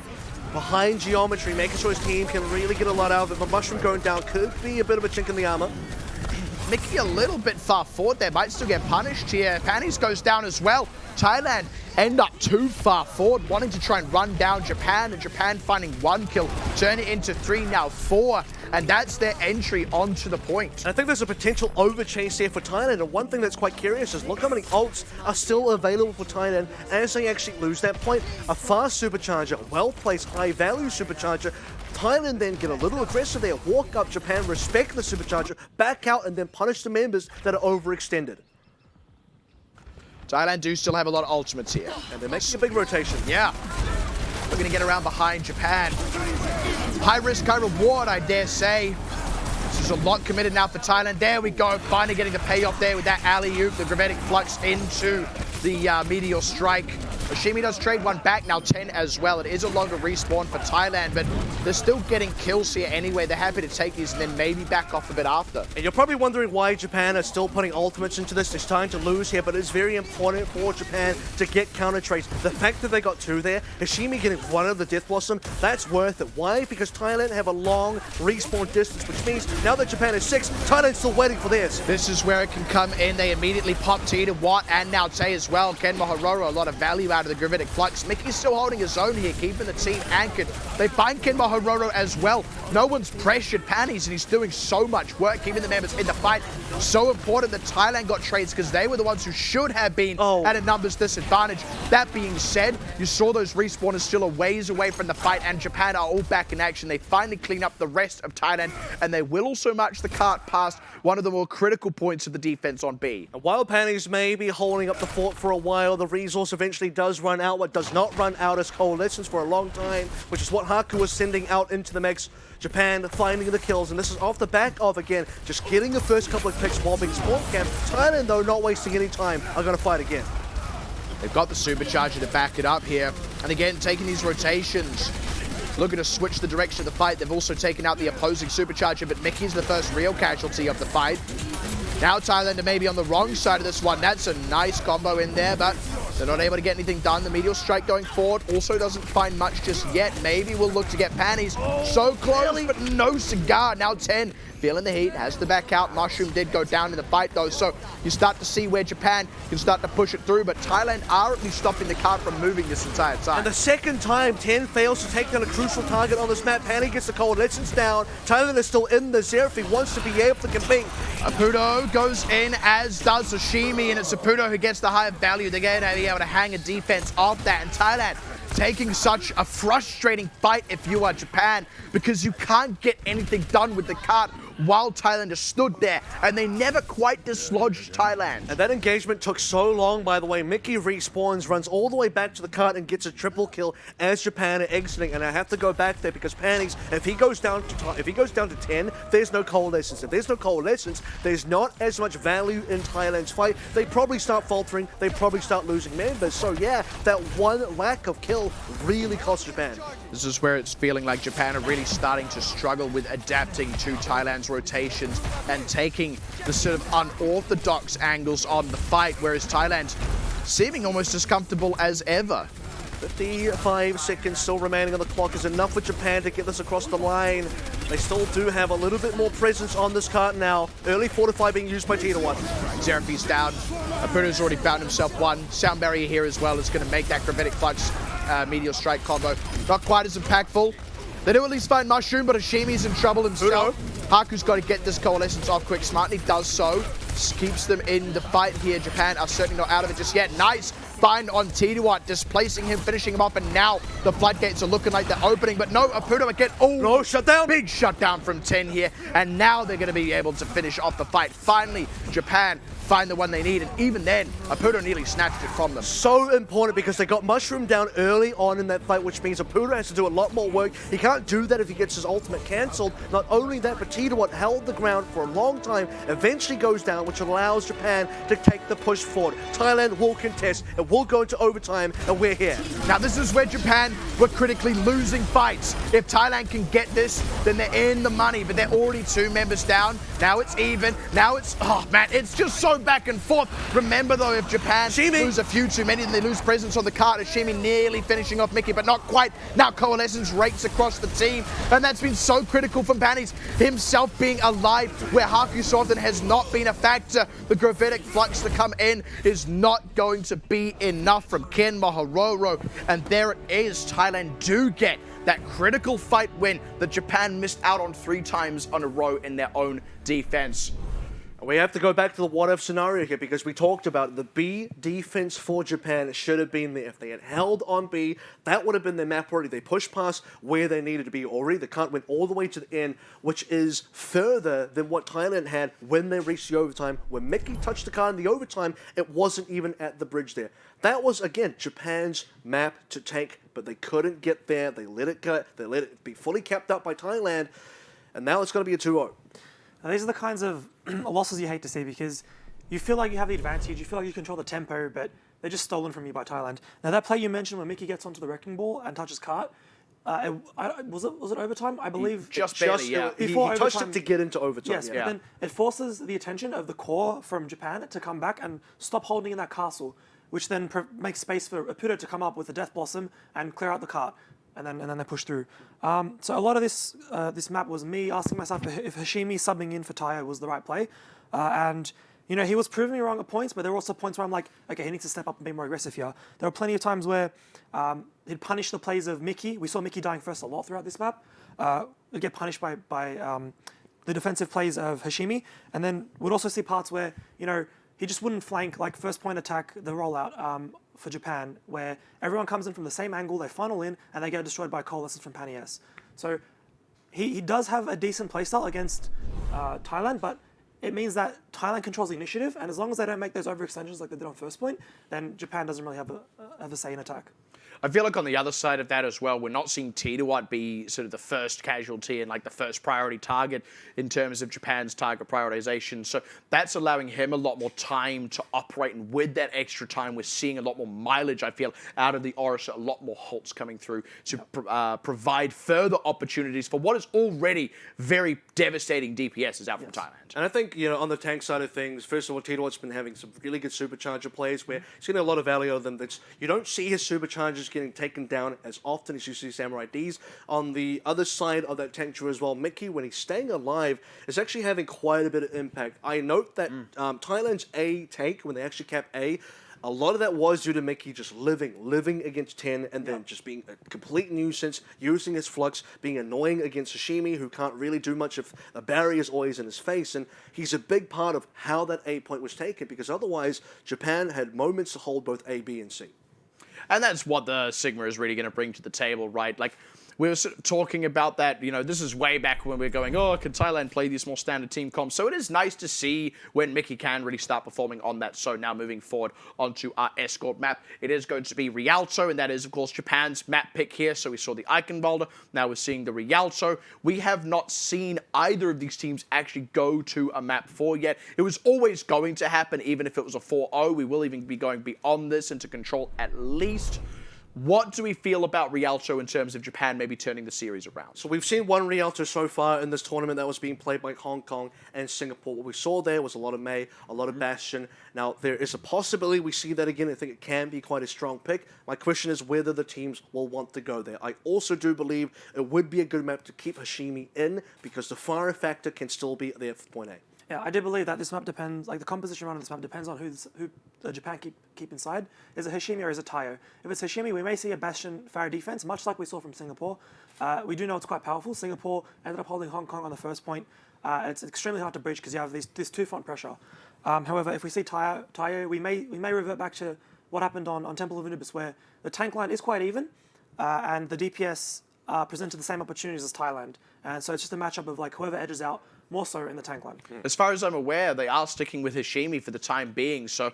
And by the way, this is safe for Japan because they have that one map buffer. If they do lose this one with Hashimi, they go back onto control, which they can bring Tyro back in for, because Tyro so far has played 100% of the controls that Japan has participated in. So I do believe for now, this probably will be Hashimi's map, and then Tyro will step in later. Final thoughts on that one, Huss, with Hashimi being in the mix? We'll likely see a Fairy Bastion comp on this map. Alrighty, well, there you go. And look, Rialto is always a fascinating one in terms of how the holds happen, where they take place. Even just that first courtyard can be such a hotly contested area. Indeed, it's not a map we see teams always finish. And for how good Japan's defense has been, you've got to believe that here, if anywhere, they can hold off Thailand somewhere. But we're going to see if that proves to be true. So once again, thank you very much, Huss. We'll see you after we return from Italy.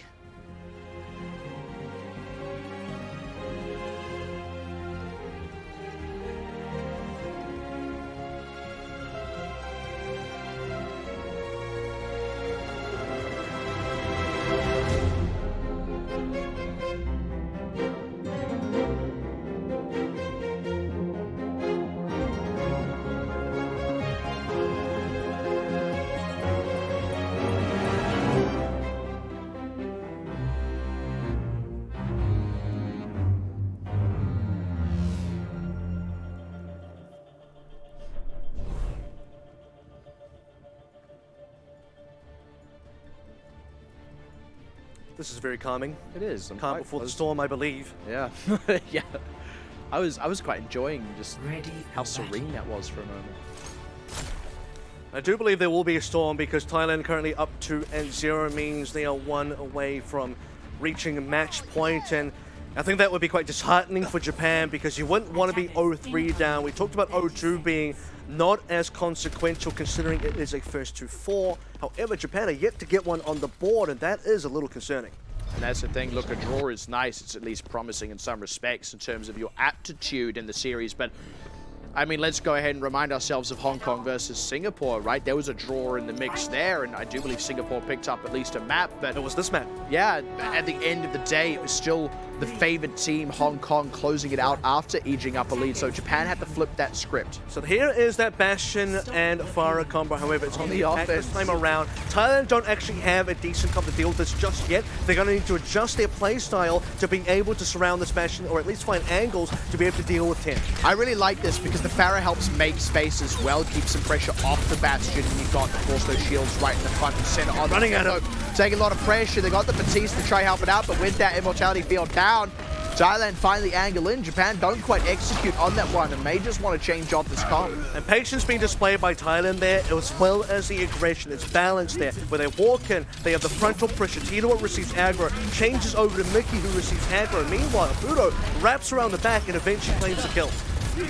So they decide they do want to stick on the Pharah. That does mean the Mercy stays in, but Haku is back over to the Moira and 10 goes over to the Doomfist. So it's slightly more standard here. We'll have to see. Japan already making some space against Thailand. Which does make sense because they no longer control the cart, which makes it very difficult for Bastion, and Hashime going down is bad news bears. And that's just Apudo being up on the balcony, able to give himself enough height to find Hashime in the air. And that's a huge fight win here for Thailand. Japan have barely got out of the spawn at this point, and they're already a minute and a quarter down. And this is the correct play style for Thailand to be taking if they are going to be going up against something like a Bastion. Even though Bastion is no longer there, they need to be aggressive, otherwise the Bastion is going to shoot them down with long-range angles. Japan now have completely changed their composition over this next offense. And it means they're spending so much time not having ultimates, not having key tools to force Thailand back. They're just relying on frags. And I mean, ultimates, I'll take the players. Say it, right? 10 finds 2. And Thailand committed ultimates into that as well. What? Are you kidding me?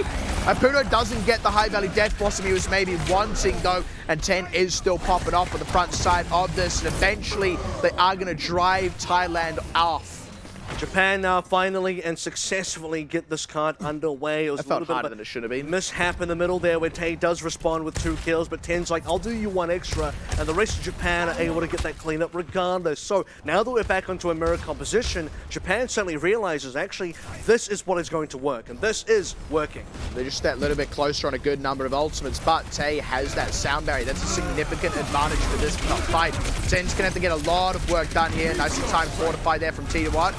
Meteor strike coming right in. Huge so one. good. The halt to keep them just a little bit far forward across the threshold of the door as 10 finds his 4th now and his 5th. Look at the man go. Ring that gong for Japan as they walk on through point A. Quite a bit of a slowdown early on, but this should now result in a cap, and Thailand are just regrouping for B, but they are still kind of stuck inside this building. It's Opera building for now, kind of being chased down. 10 is stunned up. If Japan can get more value here, that'd be so big. 10 was starting, does eventually go down, but they did at least get Mushroom a bit before that. Thailand are wanting to dogpile onto this one. I think this is maybe a little bit overzealous. The Gravitic Flux, the Supercharger is here. Thailand are committing ultimates of their own as well, though, so it's not like they're just trying to force tools out of Japan so that they can set up for the next fight. They're committing big time on this one, and it's still Japan coming out the top with Tay over into the canal and Tinoa going down. Samurai D, though, is here in the trade. This is going to be a big Death Blossom, but it's not. Hashime shut down, and Thailand have been able to pull this one out, again, off the back of the DPSs. And what you also see there is, unfortunately, Samurai D loses his Supercharger fairly early on. Haku has to use Coalescence to try and keep the team in the fight. Not going to be good enough, unfortunately. Both teams use the Gravitic Flux. Thailand, though, has just a little bit more gas in the tank, and Panny secures it with his own Coalescence. So aggressive now, Mushroom, and he's just feeling braver and braver. That was maybe a bit too brave, though. At least it's a trade onto 10. Apudo was there to the rescue. Now looking to get it behind with the Death Blossom. Shields are in. Get absorbed. That's a decent one. Apudo's now being driven back. The sound barrier was pretty critical there from Zerafi, but Japan don't really have anything else to work with here as the Supercharger comes down from T1. And you can see how much value this is getting so far. Japan are just going to respect it and back up. Part of this is due to the fact that Japan are not going to fight into the Supercharger. They just want to wait for it to go away for now. Zerafi might be in trouble if he's not careful, but Japan just need to regroup and go again. Nice find onto Apudo, who was trying to hold on to that high ground. Again, though, there's a trade here as 10 goes down, and they really need the playmaking potential of a Doomfist to crack across this bridge. Haku's Coalescence has now run out. It's Panny's third, and there's still a sound barrier for Thailand. So Japan, slightly closer to respawn, is a saving grace, but they still need to get more kills. They still need to make more ground. That's one to start things off as 10 comes back in with the respawn. And otherwise, this is a super awkward place to try and hold. Mickey's going to reset off the map. Zerfi gets the kill credit, but I believe Japan are going to be able to win this. Thailand, no, they're not going to be able to hold for much longer here. But that's so much time burned off the clock for Japan, and Thailand did a similar thing on the early stages of point A as well. Look, this is only the beginning of point B. This isn't even where you try and hold usually, and there's still so many points here on B where Thailand can make a hold happen. And it's important for Thailand to be able to burn the clock off fast and early, where they kind of have to make up for the losses on air. Here comes the flux from Kemahororo. Does disrupt what was a very aggressive maneuver there from Thailand, trying to barrel in. If anything, it just kind of rescues Japan, who can now lean back maybe onto their supercharger. Thailand don't exactly have a lot to work. That's a big push on a Mickey. 10 follows it up, finds the second connection there. Apudo counted out largely by that sound barrier and will get shut down. Japan keeping momentum on their side for now. It is expensive though. And it's individual members from Thailand that are being caught out here. We start with Mickey. He's nearly off the map. 10 will finish him off. Apudo tries to save this one with a big Death Blossom right in the middle of Japan's camp. Gets shut down himself. Tay follows slightly afterwards, and Thailand make no trades. See what, taking the early pressure.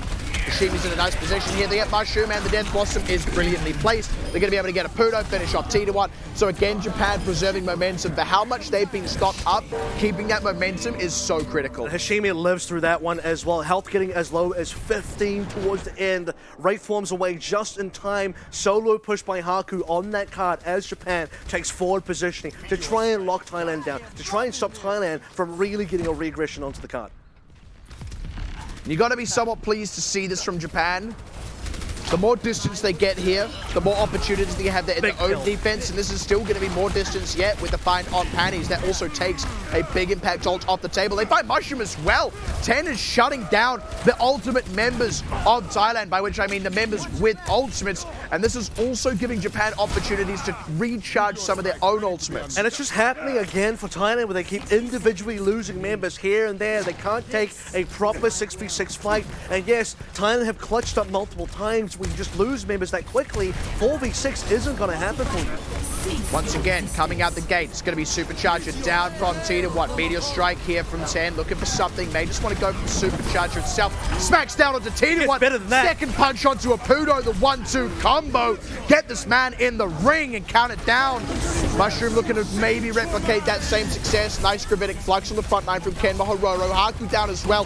Thailand starting to recover this one just a little bit after a bit of a rough start, but they do lose Mushroom. The closer respawn is going to help them big time. Momentum for Japan, though. They've nearly got themselves a sound barrier. They still got kills coming through. There it goes. Going to do a big flux. Brilliantly timed here from Zerfi. Helps counter out the gravitic flux and keep Samurai D alive long enough to maybe get this supercharger out. They're barely still alive. 10 getting picked is big, but the supercharger is here now. Can they get something off this? Can Hashimi maybe get a Death Blossom while this is running? He's so close to it. No, it's down. He gets the Death Blossom. Apudo gets it first though, and his is far more impactful, and that's going to be all the distance Japan will get. You've got to say though, for how hard some of those pushes were, it is impressive that Japan got it that far, and they've set themselves up well for the defense. One thing is for certain now, we are not going to go to time bank anymore. This is going to be a make or break for this next defensive round, and you have to start looking at some of these plays here as well. 10 had such huge impact on a lot of these pushes moving forward. So many of these fights decided by one kill coming through from 10, and that he's able to just swing the numbers so heavily in favor of Japan.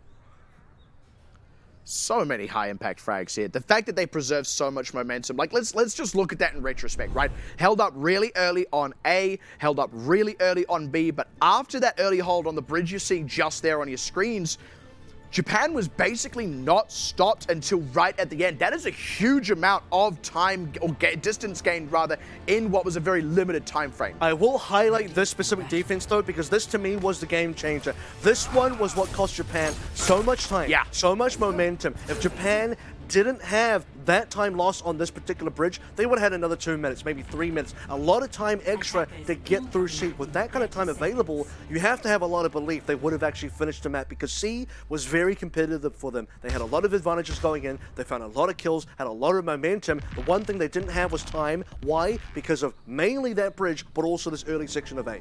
Just bridges seems to be the difficulty for Japan. At any rate, maybe they shouldn't have lost some of those fights, but they did win enough to get a good bit of distance on the card. It's not as dire as it could have been if they were fully held at one of those junctions. And by the way, abandoning any Bastion and Pharah compositions here, they know they're confident. They're just doing the mirror. They don't want to try and do anything sneaky, don't want to play off meta. They're confident on their meta picks, and they're confident they can still make the whole happen.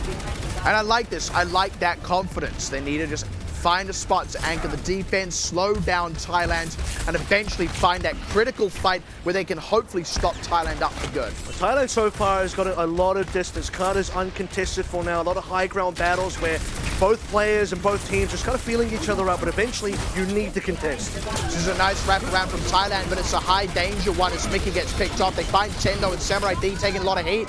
They found some trades in those, so it's not Thailand getting the complete drop on Japan. Now with a Pudo in the line of fire. Japan might be able to hold this one out. Kenmo Hororo getting low though, and he's going to go down a little bit too close to the guns of Apudo, and Japan are ultimately scattered on the final stretches of this fight. Apudo does such a great job of bobbing and weaving through that fight. He draws the attention of 3 or 4 members of Japan, and then just goes back behind his own shield, still has his Wraith form available, ends up killing Kenmo Hororo. He had such a high impact in that fight.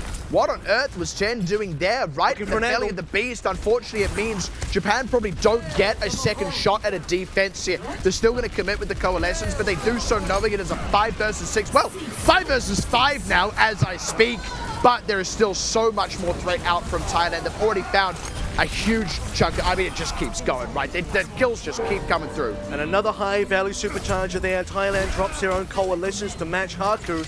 And Japan, despite getting Mickey down, Thailand are just going to put the ultimates in, invest in capping the point. No point resetting there because they know they want to keep momentum up. Mickey's now rejoining the team, and they've already had a lot more of a successful push and a lot more of a successful offense that Japan has had.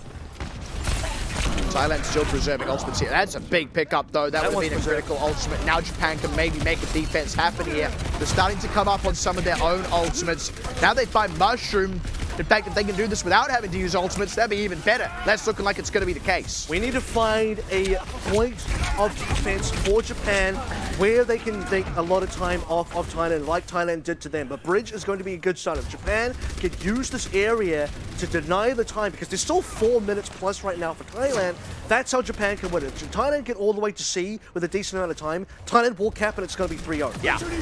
That's not what Japan wants to have happen. Dramatic Clutch out from Mickey.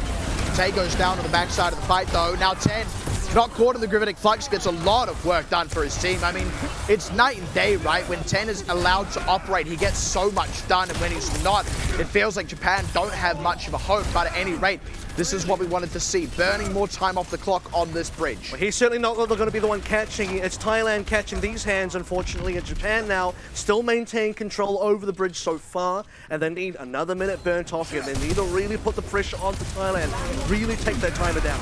You can get so many fights here, though, as the attacker, because your spawn is so much closer, so Japan have to do a lot here if they want to burn time off the clock in this position. And already, Thailand are looking like they've found the fight that's going to allow them to break it. Unless 10 gets a whole bunch more done. They may just yet, actually, with the Gravitic Flux. Tay very low, but they don't quite finish him. And all these members barely staying alive, Panties as well, without actually dying, means Thailand get to stay in the fight. They get more time for their DPS to operate. Zerafi, hello? Unfortunately, it's not enough to rescue the fight for Japan, but they do at least burn some time off the clock. You can see the problem here for Japan. They're failing to clean up some of these kills in that particular fight. However, somewhat successful defense overall. They took that timer down. We're now 240, about 240 remaining for Thailand as we push through to the next section of B. Japan really want to take down another 2 minutes here if possible. Unfortunately for Japan, they don't have the ultimates to back up this first bit of defense, especially with that supercharger position where it is 10. Still alive. Yeah, way too deep trying to take that one out without the support of his team either. This is going to give Thailand a lot of free space, especially with the Gravitic Flux if they can find a good angle. Will pop Kenmo Hororo with it. Will go down with that as well. Thailand not going to get a secondary defense on B, and this is where it gets dicey. That is a huge cap and super fast for Thailand. They've now just made up for a lot of the lost time onto that bridge, and Japan just cannot deal with these supercharges. Every single one that Tirawa drops down, Japan can't deny it. He's just positioning them so intelligently and so often baiting 10 into them as well.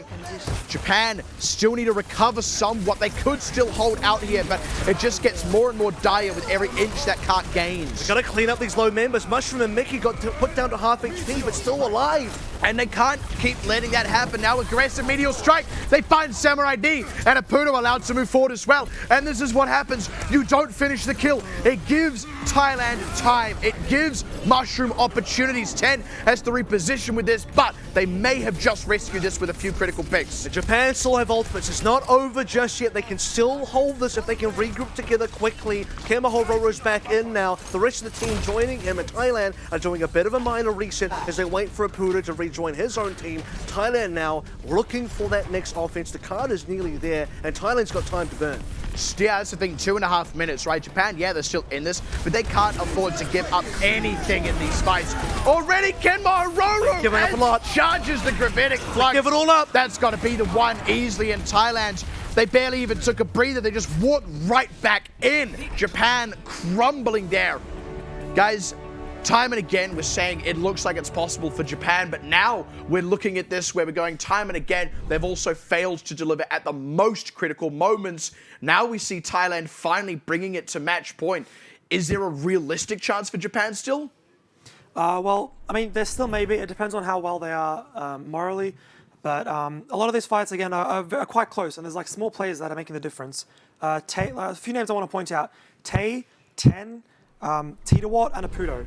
Those A lot of T's. Yes, true. Those are the 4 members that had the most outstanding plays on that map. So Tay getting plenty of boops, counteracting a lot of ultimates. Really annoying 10. He got a pick on him on third point on Japan's attack, which like he triple headshot him when he like punched into him. Yeah, it was insane. He dropped like all his health, and they got the pick on 10 and enabled them to hold. And then Titawat on the attack for Thailand, really putting all these superchargers in really great positions, as Avril mentioned. Yeah, really pushing back Japan. Apuno also getting in behind the opposition, really finding these flank angles that Hashimi is unable to. And then 10, you know, we didn't mention him on the previous map, but he's been popping off all night, really. And I think it's been the difference between, you know, there's been one key DPS member on both sides. For me, Yes. Apuno's been outperforming Hashimi on the Reaper role. 10 currently is outperforming Mushroom on that Doomfist role. Yep. And for both those guys, it's the opposites that need a lot of work right now, because Mushroom had a super quiet game. Hashimi had a couple of okay moments, but otherwise completely outshined by Apuno's insane kill pressure and everything around the map. Yep. And we're starting to see, right, if they're going to turn it around, it's got to be a reverse sweep at this point. I think you raise a good point as well in the DPSs sort of not having equivalent impact. But what I will wager, I would say Mushroom has at least had more impact compared to 10 than what Hashimi has had compared to Apuno. Apuno especially is such a threat, especially later into the fights when there just isn't as much left to shut down a Reaper. That's where we're seeing him get so much mileage this year, being one such example, and I pointed it out time and again, right? The longer the fights go on for, the more Thailand gets opportunities to pop off with either DPS. You can't really say the same for Japan. Yeah, one thing I wanted to mention as well, they did run Hashimi on this map, and they did pick Rialto intentionally for a reason. They started off with the Bastion on attack, however they shied from that on defense. I was quite surprised that they picked attack first, because Bastion on defense really gives you some nice leverage on where you want to kind of abuse the enemy composition and like how much time you'll have on the other points versus just mirroring them the whole map through. They kind of felt afraid on the defense to run that composition. I think on the defense they realized, look, it didn't really work on the offense, and second to that, they had a lot more success. Particularly, I want to talk about 10 here, because when you're playing the Bastion, 10's on the Bastion. Would you rather see him on Bastion or Doomfist? Seeing that Doomfist performance, I think the answer is pretty clear. Well, I mean, yeah, answer's clear, right? And there's still now questions hanging over Japan, in as much as, you know, the promise has been there, the draw speaks for itself, the fights have been close, but they've just never edged it out at the most critical moments. Will that maybe suddenly happen? We'll find that out after a brief break. We're going to be coming back with Control, which could well be the last appearance of Team Japan in this tournament. See you on the other side.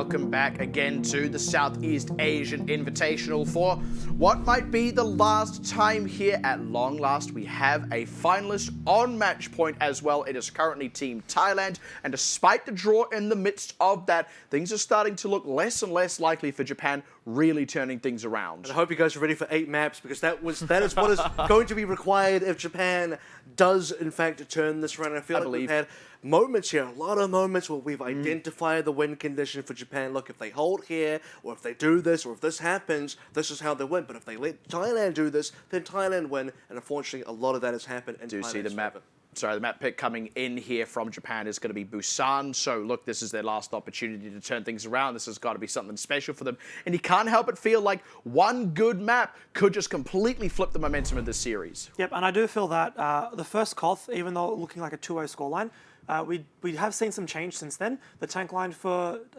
Japan have been more proactive lately, and 10 has started to pop off a lot more, which is what you want to see on a Koth map. Unsurprisingly as well, with us going back into control, we do see the substitution Tayo coming back in over Hashimi, something we've been talking about quite a bit. So just to kind of recap, if people are just joining now, what exactly does this mean here for Team Japan? And I think this is something that's going to be quite important for Japan, because first of all, Tayo has been playing all of the control maps so far, which means this is more standard for Japan. This is probably a little bit more comfortable for them. It's according to their plan, but also we've noted that Hashimi has not been able to keep up with Apudo on that Reaper position so far. So Tayo coming in might be the X factor for Japan to start to kind of shape up that weakness. Yep, and this is pretty much a difference in playstyle. The Reaper of Hashimi is a bit more passive and defensive than Tayo's. Tayo's a lot more aggressive, much like Apudo. He'll teleport into a backline and try to open up the map.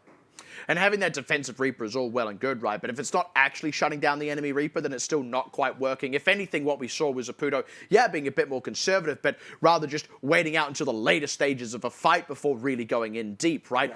Yeah. It's almost like Japan are better off just fighting fire with fire. So with that all in mind, I believe we're just about ready to go into this game. So, Haas, before we say goodbye to you, do you have any final thoughts here on Japan, what they need to turn it around? I mean, we need to see the continuous popping off from 10. That's what we need to see.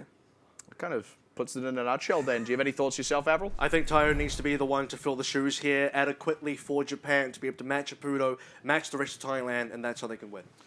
I do believe we just have a few moments before we get into Busan here, but I'm excited. I'm excited. We haven't seen a whole lot of second control. In fact, last one we actually saw was on our very first match of day 1 against Hong Kong and Singapore. Now in our very last match of day 2 in our grand finals, potentially for the last time, we're going to see Thailand having a bout with Japan in Busan.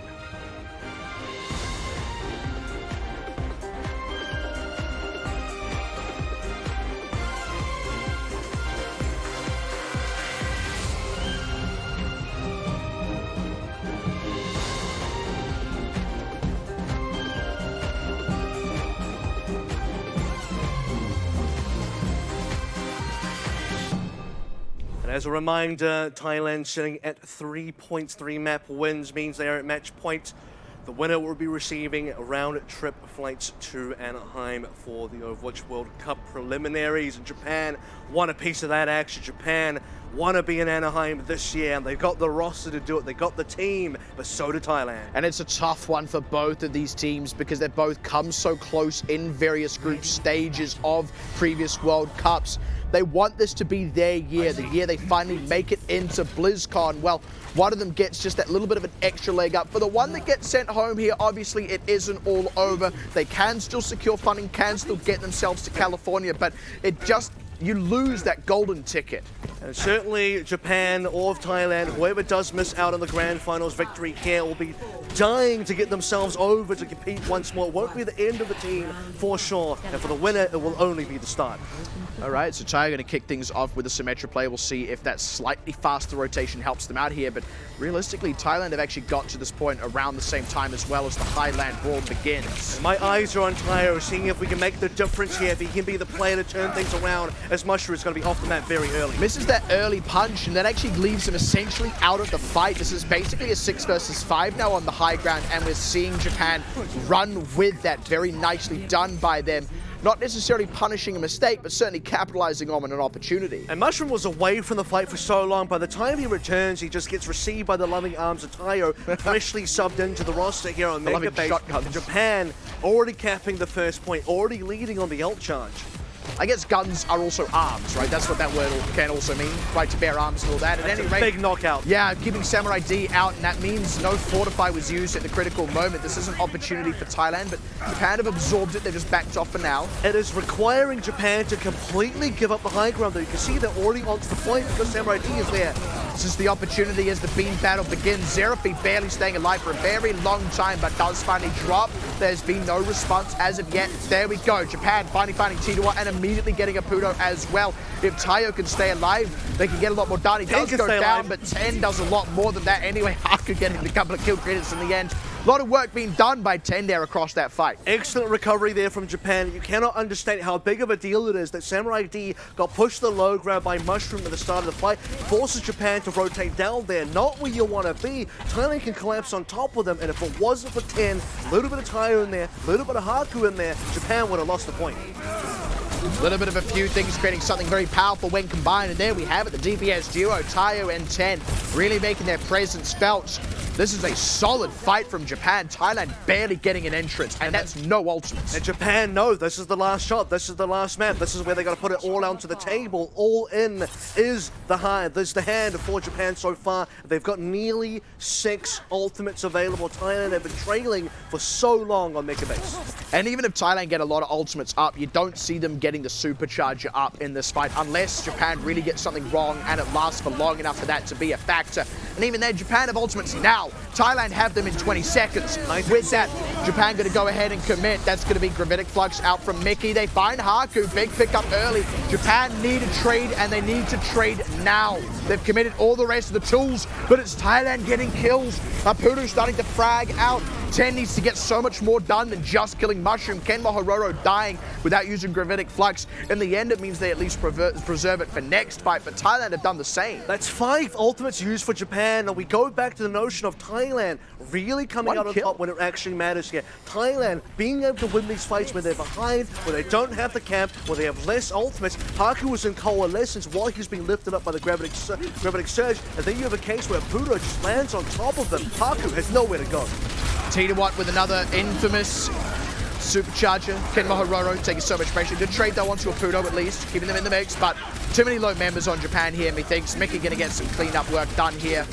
Help them charge up that Gravitic Flux once again, and Thailand just leveraging that supercharger really perfectly. And the opposite was that Samurai D put his one down, and Pudo runs up towards it, takes it down almost instantly. You could say that 2 ultimates got taken off the table super fast from Japan in the previous fight in both Coalitions and Supercharger, and now Thailand in control. They have more ultimates coming back online, and Japan have to push through the choke. Getting aggressive here with the Coalescence and with the Gravitic Flux. Tayo super low, needs to be careful. They found Tay though. That is, strictly speaking, numbers advantage. Panties as well. Big pickup. Japan are looking to have this be the one. One on the floor. They get back on the fight. It'll be already at 99% as Tayo finds himself another, and 10 gets onto the back line looking to finish off.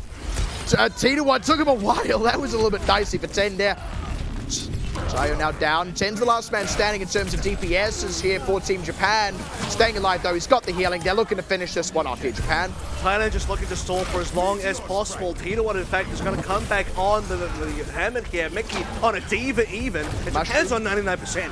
Picking up Mushroom already was decent. They should be able to finish off T2 here as well. Losing Zerafi was a bit of a tough break, but they've still got healing in the form of Haku, who also has a Coalescence. They're sitting pretty with the supercharger down. They should be able to deal with these last few stragglers from Thailand. You can see how much extra pressure they're putting onto a Pudo who is trying to get something done here, but as soon as a Pudo shows up, 10's in his face, 10's getting him down, Mickey's going to do nothing on the Diva, and Thailand unfortunately are not going to be able to take this first round. Japan's on the board. Japan is here to make the comeback happen. They finally secure one. They get to that 99%. The cap does go back over to Thailand in what should have been a winnable fight for Japan, but unlike previously, they don't just continue to lose fights. They find the fight they need. They find their way back in, and because they've done the groundwork with the 99% this time, it pays off. It's like all those defenses where we saw them push it to overtime and lose a fight, only in this instance, they won the fight. And Tayo we trust so far, and 10 we trust, and Japan we trust right now because they're off to a fantastic start on this map, and this could be their last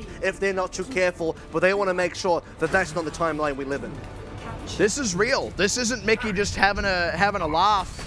This is a real rollout here for Thailand. This is also Mushroom onto the Tracer, Apudo onto the Sombra. Let's see if this throws enough of a curveball into Japan. They've already found Zerafi on the backline, Tayo as well. 10 does at least get some work done in a counter trade, but this is going to be tough from here. They've got a lot of work to do, and with Panties finishing off 10, the kill pressure isn't really there anymore from Japan, especially not with Mushroom and Apudo running rampant. But it's about longevity in this fight. How long can Japan stand versus how long can Thailand stand? Because there's not going to be as much just tanks on the field, shields in the field for Thailand, but they are getting the picks. And that's what really counts when all is said and done. You saw Mickey get extremely low, in fact stayed low for a lot of time there, but Japan never finished them off. Now Japan have actually somewhat regrouped. They're looking to get back on the point, but it's already been capped by Thailand, and they're still under pressure. It feels like they're still not stable here despite regrouping, and Thailand still have the advantage. Coalescence from Panties will help them. Oh no, gets finished off. It might just be Japan. Now Kenma Hiroro's still alive. This is going to secure a chunk of kills,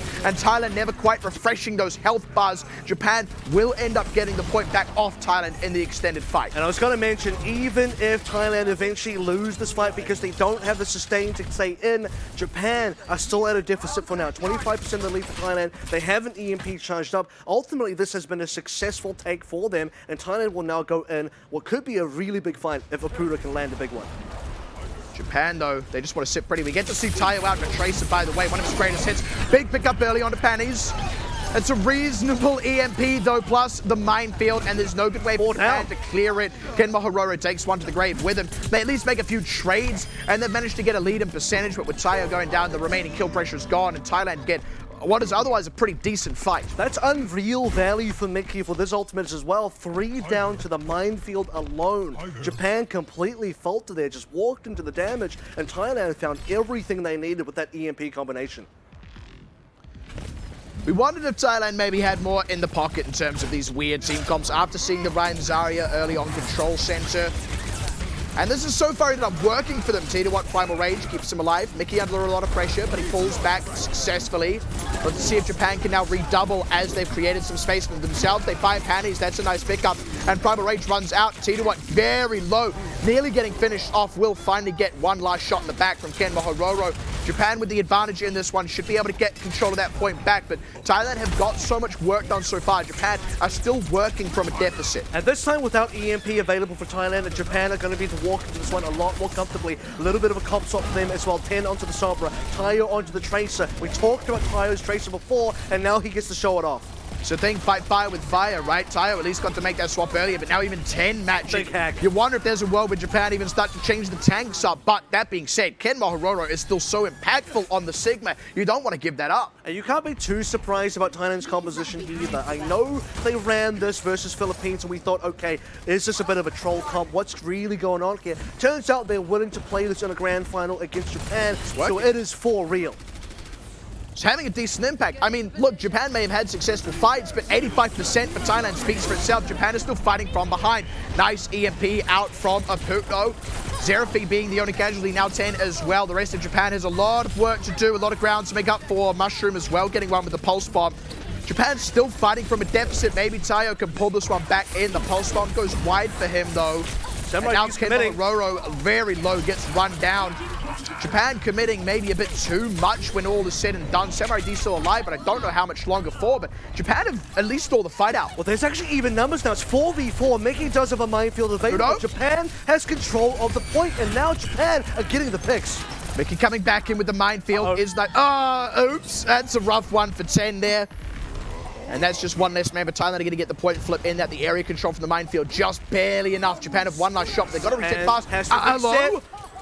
They're going to go in. They don't have enough time. 95%. 5 more to get on the point right now. I mean, now they don't, and they're still losing members. There was a brief window to regroup when it was just 90%, but they failed to pull out successfully. They had to commit a sound barrier, and now they're fighting from what I believe is just not a winnable position. Tayo isn't even back in this fight realistically, only just getting to the mix now. Needs to get kills, needs to have huge impact, the likes of which we have not seen yet out of him on Tracer. And the point is barely alive, but at this point as well, Japan just just don't have the members. They no longer have the stability to stay in this fight. Mickey may be hacked, but no one can kill him, and Thailand should be taking the round. 85% to 100 there for Thailand, and I feel that 15% tells a lot of story because it was always Thailand ahead in some capacity, and maybe it's 15% ahead, if not in exact numbers. Japan constantly fighting from the back foot in some way, shape, or form, and not ever really hitting their stride. And I think it's the curveball being thrown by Thailand that really threw Japan off. That extra 25% at the start, talked about how important that ended up being. It was very important considering there's only 15% difference between the two teams at the end of the day. That first fight that allowed Thailand to get 25, but then also charge up an EMP. They used that EMP to then take another fight and recap the point. You start to wonder now, what on earth are these teams going to run? Thailand just want to keep the same thing out the gate. Japan, they're actually sticking with the same guns. They've kind of figured this one out from Thailand. But it is a good read, though. Japan are assuming that Thailand will go for the Tracer Somber again. They're saying, okay, well, we're going to do the same thing. The big difference, though, is going to be on the tank line. It's a quick rollout from Mickey. He's trying to get a lot of pressure around the point. And actually, Kenma Hirota wants to go for a swap. Goes over onto the Diva, one of his other very notable picks. Nice hack onto Mickey. Good pressure onto him. Need to finish that one off, though. Mickey's still low, which means he can't rejoin the team just yet. Point is unlocking, and Thailand's actually there first.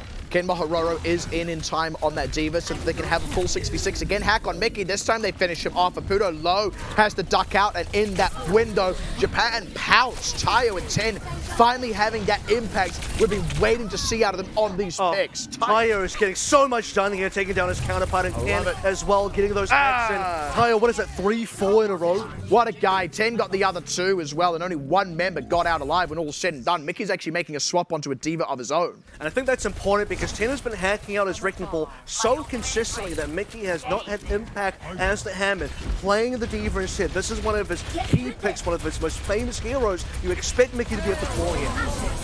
It's an average EMP, if I dare say so, but they get kills. That's the more critical part of the mix here, and they can also charge up some more of their other ultimates. Had to commit Coalescence as well, but they can get the rundown here on Mickey. It looks like Mickey's actually going to be able to potentially remake. No, there we go. If he remakes, he gets demagged anyway, so he's not even going to go for that one. And look, by the way, who says Divers did in 2019? The only thing stopping us from getting full experience is that Samurai D is still playing the Arista. The holdout. Whatever. We'll take what we can get here. 39% and counted up for Japan as they're working on more ultimates, but it's Apudo who holds all the cards. And compared to Busan, they look so much more comfortable. That's going to be an EMP from Apudo. 10's ready for it, though. Drums him down. They can't quite follow up on it. Kenma Hirota gets the remake as well, so Thailand had just did a straight deficit here. Japan, it might just be able to run down a few more kills. If Penny's hacked out, he's in trouble, Tayo.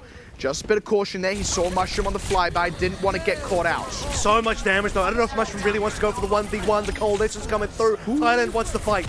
Taking out that supercharger is very big. That removes the anchor here for Japan, and Thailand are putting more and more pressure on. Mushroom goes wide on the pulse bomb. Now locked into a 1v1 with Tayo, who's kind of got his number here. T1 aggressive with his Primal Rage. Needs to get something done. Gets the run down onto Tayo, and that might just open the floodgates here. Kenma Hirota now D-Max 10, looking to get picked off here as well, but they're going to be able to push it to the likes of 90% and will be coming back in with EMP. And the reset is so important here. Whatever percentage points extra that Japan can get as they exit this point is going to allow them to have so much pressure on the recap. 95 plus, they're still going. They're going to get 96 here with the EMP into a pulse bomb, still available. Pudo's got to counter EMP, and that's got to be key, because if Pudo lets this one go, if he does not catch 10, or he does not stop Japan from putting with the EMP, Japan takes this one. Samurai D onto a Winston. If Pudo does scout that out, they know it's coming. By the way, Mickey made the change back onto Wrecking Ball partway through that. That's going to be the first EMP. It's going to be a Pudo. It's 3, but Apudo's kind of out in the middle of no man's land. It's a 1-for-1 right now. Haku down is big, but 10 finds Mushroom. No DPS is present for Thailand. 10 still has that EMP. There it goes out onto Panties and T1. One's going to get picked off. Now it's Panties' turn. I believe it would be here. Mickey is still alive on this point, has the minefield, so Japan do approach with a little bit of caution, but aside from that, they've got Mickey's number. They've got possession of the point again, 96%. Do Thailand get back on at all? You got to believe with 1% left to go, Thailand have barely put a foot onto the pedal there. Japan still have so much to work with. Mushroom makes it happen at least. Apudo got brought very low, but does stay alive. Thailand is still in this, but nice find from Tayo, making his impact felt once again. And Xerapi, despite the later hack, still got his sound barrier off. today's sound barrier, Only on slightly 3. less impactful. Apudo gonna go down in that time. Mickey getting drilled down here. Panties cannot keep him alive. And I think they've done it here. Already 99%. Ken Mahororo picking up the last few. Japan, they're going to keep their finals hopes alive. Can you believe it? Japan's going to finally be on the board here. 1-3. They're in this game, and Japan is not going down without a fight. Okay, let's take a breather. Hus, start talking so I can breathe for a moment. I don't even know what to say, man. Sombra Tracer, but a mirror match on top of that? Like, what? Eventually, we got there. Samurai D was just trying to hold out. Guys, can we just play Sigma Orisa again? No. Yeah, they're like, guys, let's go back to meta. No, we play Tracer Sombra. Like, oh, man, what a crazy series. So let's go back to the start of the series. Mecha base. My focus was on Titawa and Tayo. Two of the start, like Tayo coming in, definitely having a noticeable impact. I mentioned before when they first subbed in Hashimi, the tank line of Japan were adjusting to the playstyle of Thailand and being more aggressive. And I did believe at the time that keeping Tayo in would have been fine. Like the playstyle was consistent, and that slight change would have really pushed him over the edge. And we're seeing the results of that now, where Tayo is a more aggressive player, setting up more space for 10 on the Doomfist, making these plays that Hashimi wasn't really making. 10 ended up on like a 20-something kill streak on Mecha base. Yeah. It was insane. He just never died. And on Doomfist is a hero you'd expect to trade with. Going on to downtown, I believe that Japan were caught off guard. They didn't really have a response to the composition from Thailand. And some of the changes, like Tayo to Tracer, wasn't really, I believe, the right pick. Maybe a Sombra or a McCree or something of that sort to synergize with the tanks of Japan would have been more suitable. However, on Sanctuary, though, we did see the changes. They ran like a Diva, an Orisa, which is a good pick into the composition, and especially with the Sombra. You counter out the Wrecking Ball from Mickey, and I felt like Mickey really was just playing catch up the whole time, didn't really know what to play. I do believe as well when you start to see, let's talk about the substitutions a little bit here, but I think that Japan maybe have overvalued Hashimi and the Fire, which is why we did see that make the substitution happen. And they also knew, look, they have the buffer available. They can afford to maybe drop a couple of maps in there. I will say Temple of Anubis, they probably didn't expect to drop. You can imagine, well, but they do pick that one up. This is actually a 2-2, I guess, scoreline. Would that be? Yeah. 2-3 would still be the scoreline, but it'll be a much closer and safer game for them. However, there is a danger point for Thailand now where if you're playing control, and I know we're not going to see another control for a while if we even get there, but if we're playing control and you want to force a Tracer and you are going to give Tayo and Japan the opportunity to play Tracer, that's not a position you want to be in as Thailand. You do not want to see Tayo on Tracer against you, because I don't think Mushroom can compete with Tayo's Tracer. Definitely not. It feels like finally Japan have kind of made good on that promise of, yeah, we can go even here. This is going to be a close matchup. And like you said, now we look at Temple of Anubis, we look at the draw, go, hey, maybe that actually should have been them winning it. Indeed, we've seen those opportunities for wins on Eichenwalde and Rialto, so to finally make good on that, even though they lost Eichenwalde, as we move forward onto our next hybrid map, which is going to be, by the way, Thailand's pick, and it's going to be King's Row, you start to believe, hey, maybe they can do that here as well. Maybe they can actually make a reverse sweep happen. And I actually think King's Row is a smart choice here. I know there's not a lot of maps left to go, but this has been a pretty decent map for Thailand so far, as all their maps have been previous to this grand final, previous to this one map loss, which I believe is their first map loss of the entire tournament. But going to King's Row, you have the option for the Apudo May again, or just standard Sigma, Orisa, meta picks are still going to be good for Thailand. I mean, given what they ran on Busan, are we going to see the Sigma Zaya again? They ran that the first time they played against Philippines, and it was like a high DPS comp. Who knows, man? Yeah, but my interest is, are we going to see Tayo in again for this map, or are we going to see Hashimi? I would like to think they'd keep Tayo in, right? I think unless they are really, once again, valuing the Faro for this map, you probably don't see Hashimi. You value probably Tayo's Reaper a bit more. If you're planning to play standard, you're planning to play the meta picks here, which I do believe Japan will be, you're keeping Tayo in. I mean, let's also just run the math, right? With Tayo in, they've lost one, drawn one. With Hashimi in, they've only lost. Now, yeah, there's a little bit more finesse to it than that, but I mean, for all the reasons we've been talking about, right, you certainly want to see Tayo stay in. Yeah, it's definitely more of a playstyle thing. And as I was saying before, we have seen, especially Ken Mahororo, really start edging it out against Mickey, which is very surprising. But like just that slight edge and not changing anything else from the first map really would make a big difference in the big picture. Well, we'll see if that difference does get made. We are going to go ahead and move on forward into King's Row. Bit uncomfortable, I think, maybe for Thailand to have to actually pick a map for once, not including the opening map pick, because they have been higher seed in every match they've played thus far. Without any further ado, we'll say fare thee well once again to Hus. We'll see you on the far side of King's Row, where maybe Japan will continue the reverse sweep.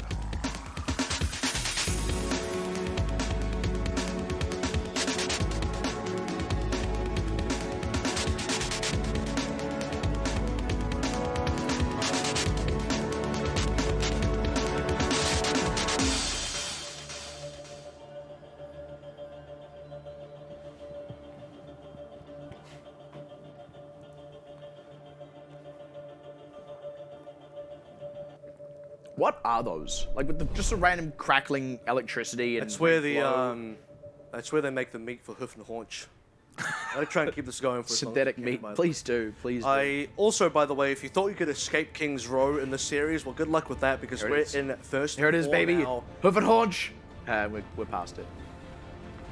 You thought we'd see the icon world and that would be it. Nope. Gotta have that King's Row. Gotta get that in there. It's a quota we gotta meet Yep. for the tournament. We've now hit all of our quota maps as well, actually, for this one. We've had Lijiang Tower, we've had Temple of Anubis, now we've got the King's Row. There's actually we've got them all. there's only one series when we haven't had those exact 3 maps, and that is when we saw the icon world before. Yeah. I believe Japan. Because even in the first one where we saw Busan, we still went long enough to actually get Exactly. to Lijiang Tower, so really Malaysia spoiled everything. That's what we're getting out of this. And I Icon am World gonna some concern I do have is now that we're moving off control, what Japan can really do sticking more rigidly to a meta composition, because yes, Tayo on the Tracer was great, 10, had a lot of impact on the Sombra, and that kind of mirror, Thailand didn't do quite as well on the dive, but on the, the Orisa Sigma Doomfist kind of comp here, Thailand have still been rough and doing better overall.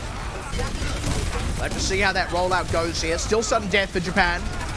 Thailand just getting the pressure on already. Ken Mahororo needs to get that value out of the Sigma that we've seen so far from him. They find Mickey out. Nice catch. And now a lot of pressure onto Apudo, who finds himself maybe in a bit deep. He's at least going to take Samurai D with him. Indeed, even going to slip out potentially alive at this rate. How have they still not killed Apudo or indeed anyone else? That's because of how slippery the members are, but Japan at the same time have been keeping 10 alive, and Thailand now are just waiting for a couple of respawners. They did lose Mickey earlier on. Japan is still here though. That's so critical. Mickey, you saw, just rejoined the team now. They're not going to be getting... Point? Yeah, it's a bit of a rough one. Japan aren't going to be getting their lost member back just yet, only just kind of coming to bring to bear. 87% already captured. 10's got to make this one count. They found a Pudo. That's a decent start. 10 a little low, just has to use that to reposition, but does so to re-heal up, and they're still in this. This is where Thailand now need to see if they can find any opening. The shield is down for Samurai D. The fortifier is gone as well. This might be Thailand's time to walk up. It's got to be, surely, but Tayo down, Titawat low, but they don't kill him. Finally, they finish him off. Sound barrier in a fraction of a hair too late, but off the back of it, Thailand will rally, push back in, and find the rest of the kills that they're needing. So a long, scrappy engage that never really ended, and with just over 2 minutes on the clock, Thailand will cap A. Also the sound barrier being used by Taylor to secure things around Mushroom with the Meteor Strike, and with 2 ticks already on the board previously from just walking forward, Thailand only need to push Japan a little bit off, and then they do get that cap over 438, still very, very healthy on the clock. Japan should be able to rally on forwards, get themselves a nice position, but Thailand playing this smart. We see them do this so much. They get the cap, they move further forward, they don't just let the defender get that early defensive spot, they make them fight for it. So Thailand are looking for opportunity though. You do see supercharges coming down. That's a big Gravitic Flux. Nice counter though with the sound barrier from Zerafi, who eats a stun as well but stays alive. Coalescence laid on top so they can maybe push back in, but with the supercharger damage, I think Japan have maybe bitten off more than they can chew. Thailand, on the other hand, it's a veritable smorgasbord for them. And unsurprisingly, I should probably say here, Tino keeps the supercharger alive once more. Thailand continue walking forward. Japan need to regroup once more. They're just unable to find a really defensible position on this B point. Thailand have a lot of momentum going forward. Japan had not had the same defensive success here as what they had on Temple of Anubis or Eichenwalde, which were the otherwise benchmarks for their defensive capability. They're going to need to answer for a lot here on point C potentially. And a big halt coming through from Titawat as well. Thailand now making sure they have point control. Ten's going to try and do something though. He and Tayo are so low already though. As Tayo goes in with the Death Blossom, but it's just far too low, and the shields are all there in the right positions. Japan maybe shouldn't have gone in then. I guess you don't want to just give the point up altogether, but instead they still give it away, and this time just have less ultimates. And I think absolutely going in is correct there, because they can get ultimates out of Thailand, they can potentially even win the fight or get good trades to stop the momentum from continuing for Thailand. However, that just didn't really happen. Titawat is a big factor there as to why. Japan also lost both their DPSs almost immediately, and that cannot happen.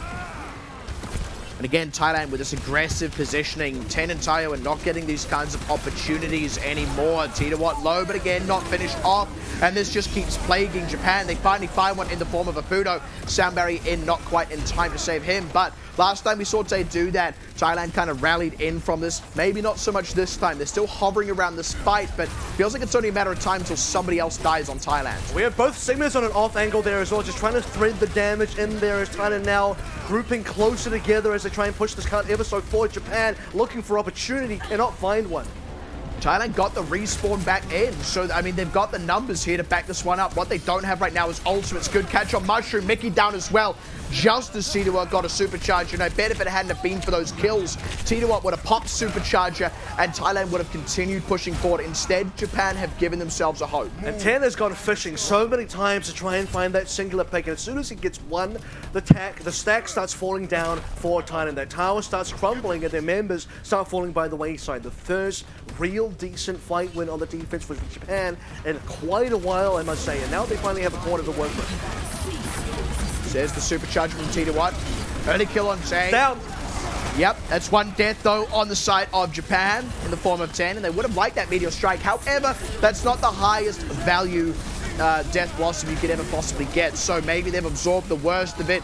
Again, 1 for 1, getting Titawat's big though, especially if they can maybe find Mushroom. They do, and it's favorable trades here for Japan, who already have that respawn advantage on the defense. And just sacrificing their backline there as well. They put Thailand rather put a lot of pressure on Zerfi. You can see Flux went down on him, Meteor Strike went down on him. They just wanted that Lucio down, but while Zerfi was getting taken by 2 ultimates, Japan pushed forward. Tayo got into the middle of Thailand. It took so many counter trades that it wasn't even a big deal for Japan to lose their backline. You lose a little bit of sight of 10, he will go off.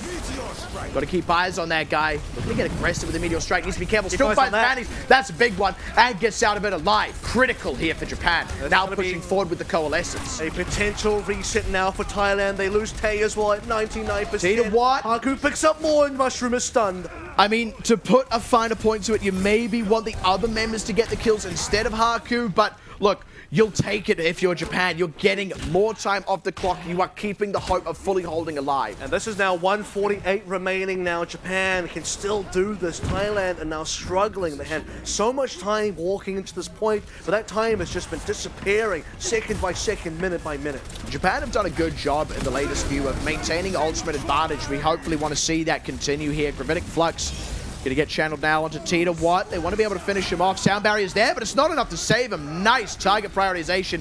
They do get the trade though onto 10, but you got to say Japan still have a lot to bring to bear. They're gonna cede a bit of ground here first, waiting for the respawn and getting a more favorable position, but they can't lose track of a Pudo. He's forced to back out. Death Blossom finds Mushroom. Push back. Tayo's not going to get the work done. Unfortunately, this time gets 1 kill, however. And now he's going to start walking forward because Thailand is weak. This is the rundown. As Thailand have to start retreating, Japan can start pushing forward. They were maybe going to get a Pudo and Titawat there. They don't, unfortunately. And a Pudo ends up finding 10. Japan now have to cede a lot of ground. This could be a slight window for Thailand. This is now 50 seconds remaining. 10 will respawn soon. He's going to punch his way back to the payload. A Pudo's already taken high ground there. Pudo down, though, straight away. So big. What a catch from Zerafi. Double Coalescence is out. Japan need to keep these DPFs. He's alive. 10 may have to reposition with this Meteor Strike. He's not using it just yet. This is super dangerous for Japan. But you're right, Thailand do have to back out. And this is now very much down to the wire for them, especially if they get exit frags here. Titawat low. Any kills that happen here against Thailand is going to really stagger out their ability to try and recontest the point. 15 seconds remaining. 5 ultimates, nearly 6 been taken. Sound barrier, really important to go on to this final push. Japan have a lot less to work with. Here he goes, supercharger first. Titawat's down, big catch already. Shayo gonna Wraith walk out for that Gravitic Flux. Pudo though finds 2. Just when you need the man to deliver, he does just that. Knocks on your door with a hot, fresh pepperoni Death Blossom. Now Thailand looking to finish that cap out, and it's so bittersweet for Japan. They did a lot of work to slow it down. They're certainly not out just yet, but they are into desperation mode. There is still an opportunity here. Tayo can still get his Death Blossom available. There it is. Is in the mix as well. Thailand, they're losing members. They made it work. They do lose Tayo, but he got members low with the Death Blossom. Now 10 with the Meteor Strike finds a Pudo, and it's not just quite going to go over the line for Thailand. This is where Japan have failed in the past. They haven't quite pulled off those most critical ones. To see them come out clutch like that is great. And I'll tell you one thing that is for certain. Someone is winning this map. There will be no time bank. There will be no draws. If you look back at Icon Vault, this is where Thailand pulled the miracle out again. They finished the map in cases maybe where they shouldn't be able to. Come to Kings Row now in the modern day, we have a case where Thailand walk up 5 ultimates available to 2 to maybe 3 on the side of Japan. That was a fight that Thailand were confident they could win. A fight that Thailand probably should have won, but it was Japan that clutched out this time. Thailand usually the clutch team, not so much in that particular fight. I guess what we didn't see this time out of Japan that we had seen earlier in the series in terms of their defense, we didn't see all that much of a hold on A. It certainly wasn't a one and done. They got some good fights, but on the whole, there was still a lot of time on the clock for Thailand. Same thing was the story on B. They didn't get much of a defense. When they finally did get the big defense, it was absolutely massive, and they've finally done it. They've finally completed a defense and not let it slip through under their noses. However, we do also need to see how the rest of the map goes, because Thailand can still complete a hold here before we even get to see, or when we get to see, let's be fair, the cart pushed all the way towards the end. It is the next best thing to actually capping out the map. It does mean Japan, for all intents and purposes, does need to finish here. If they can accomplish that in any way, shape, or form, they keep the reverse sweep hope alive. But if they falter at any juncture, Thailand will secure the win. Japan, they need to play such a perfect game here to make sure that doesn't happen, because we've seen when Thailand plays Hong Kong in this exact position, Thailand just completely held A. Hong Kong got nowhere. Japan cannot repeat that. That's the thing. You don't want to see that heartbreak finish for Japan where they get full held or something like that. Looking for the angle in just to start with. Mushroom was already on half there, so Thailand slowed down ever so slightly. Tito pushing very aggressive. Nice position for Apudo, but 10 actually sniffed it out. Had the punch primed. Panties down early. Mickey stunned. They don't quite finish it up, but they do get him low. They send him reeling. Apudo and Mushroom trying to keep the pressure on the front line, but they need to be careful with that. No one died just yet, but it's looking like the pressure is mounting here for Thailand. Someone's got to go down, surely. Something's got to give for Thailand. Apudo's still alive. He goes into the Alderworth Hotel, collects the HP, and now he's maybe does go down. Finally, Japan gets the advantage. And it's just when Thailand looked like they might be able to retreat, bide their time, and push back in later. Instead, they do finally finish off Apudo. Now they get a kill onto Tituat, Mickey as well, and Japan do get the push they need onto A. That is effectively one fight. It's a bit of a protracted fight, but plenty of time now for B. And this is now slightly better than what Thailand had done on their own offense. So Japan, after a great start heading into the streets phase, Thailand now have a couple of ultimates to play with, and I do expect them to start a fight fairly soon, just because they should have the ability to get this in there with the double supports. Japan close to some critical ultimates though, notably the Gravitic Flux, and they'll soon be there with a sound barrier as well. So there is a bit of an opportunity for Thailand, but the window closes fast here. So we have that corner still available barely for Thailand. Either one is chunked out massively. Nice Gravitic Flux, but the sound barrier has already come in, and 10 gets picked off, so Ken Mahororo decides to just back away. Heaps of respect being given by Japan. They see the sound barrier. They say, we don't need to fight right now. We can wait for this one, reapproach. We're getting up to ultimate as well. Look at Tayo, Samurai D, and Zero Feet. And they're happy to just let the Gravitic Flux not do anything for them, which is a bold call, but I think I like the conservativeness. This is so telegraphed. Apudo just gets punted back here. Well, I mean, we did see Japan being on the receiving end of that earlier, but right now it's in, looking for something. Here's the big commit here. Panty's in with the Coalescence. 1-for-1 right now with the Supercharger dead, though. You've got to say Japan lose a little bit of potential. When are they going to commit the sound barrier? Because Tayo's low. They're playing this down to the wire. If Zerafit's going to use it, it's got to be now or never. Maybe even a fraction of a hair too late already as that Gravitic Flux came out, and maybe they waited too long to try and use it to counter the Gravitic Flux rather than just keep members alive and in the fight. They're still fighting from a deficit here.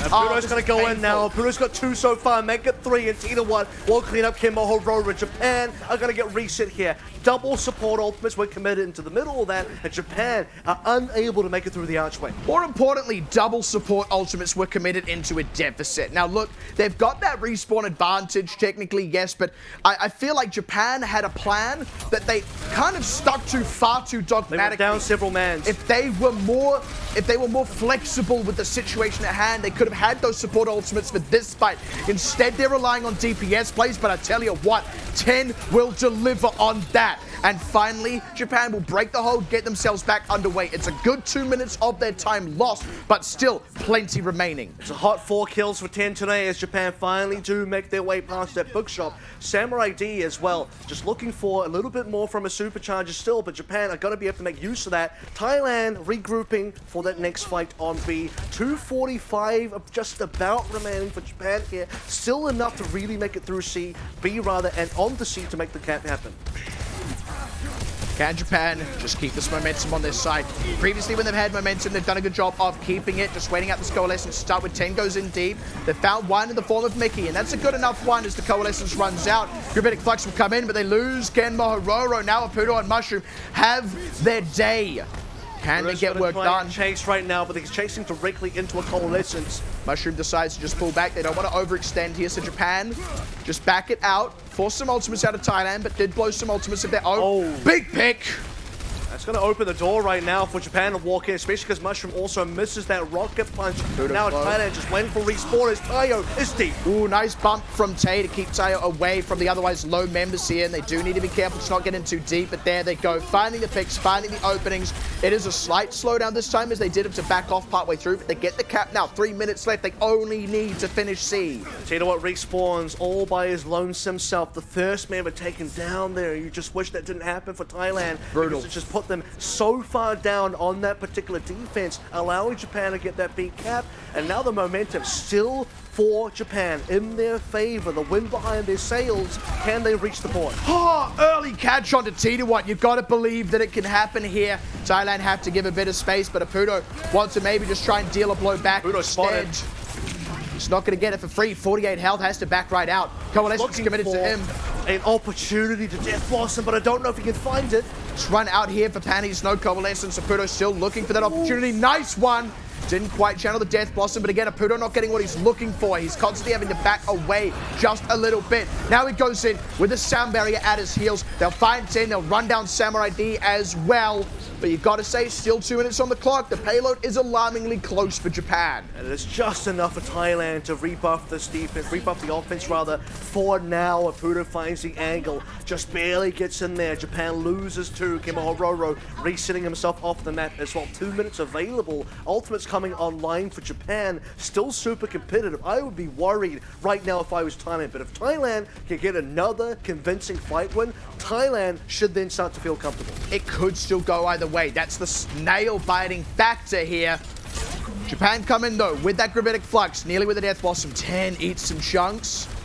Mushroom also eats some chunks. So importantly, Tay does not have a sound barrier and 2 members get caught by the Flux. But Ken Mohororo is the one who gets low. They nearly get a Apudo. Can they finish him? Yes, they can. That's big, but 10 is there in the counter trade. Big catch on Mushroom as Tayo goes right on into the thick of the back line. Coalescence, beam battle. Panty's getting drilled down. They need to be careful. Japan need to keep these members alive, though. They need to respect the respawn advantage. Titawat down. Panty's going to go down here as well. I think that might be it for Japan. They can hang it on here with that supercharger. It gets the maximum value for once, it feels. Mushroom does fight Ken Mohororo, but Japan still have members, still have presence. Can they keep a lid on this, on these respawners? They'll get Tay. Mushroom still in the mix. They need to finish off Titawat on this wrecking ball. Japan still keeping presence here. Ken Mohororo is going to reset on one of his own.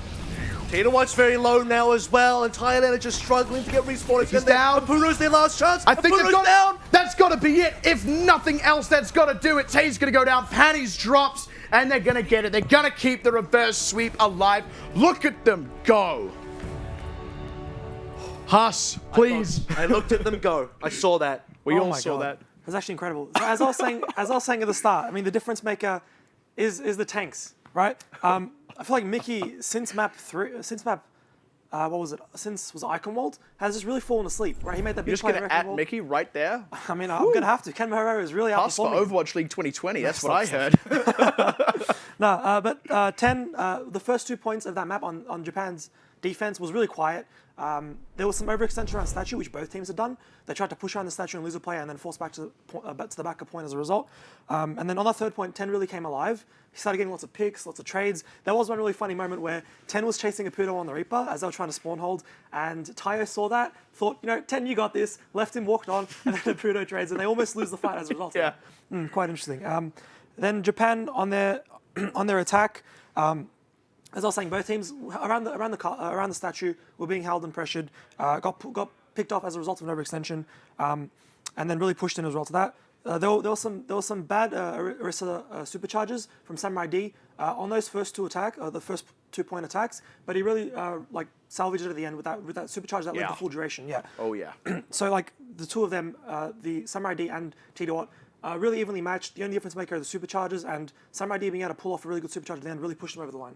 Yeah, it survived just long enough before Pudo did eventually shut that one down, but it got the damage Right at the in there, end, and I think it needed to happen on that push because there was a world where you look at the time where it's about 2 minutes remaining. You can note that if Japan probably failed there and it's less than 1 minute left, they don't get it across the line, even if they have about 50 seconds or just under 60 seconds remaining, because they do a very hard commit onto that final push, that final drive that gets them across the line. And other thing you have to really commend here is the fact that Japan were able to make a completed hold on the C point anyway, because if we go to time bank, anything can happen. Yeah, they weren't kept in overtime. And that's the thing. It's those complete holds that they've failed to accomplish so far. Like, I know I've said it before, but it bears repeating, right? Because that's been such an issue for them. We saw it cost them on Temple of Anubis. We saw it cost them on Eichenwalde, exactly. And finally, when they pull it off, they win that map. Sure, it's not a one-to-one relationship, but it is a big factor. And I think now we've proved something very important. They can't, it's not just winning control that was at least close the first time around.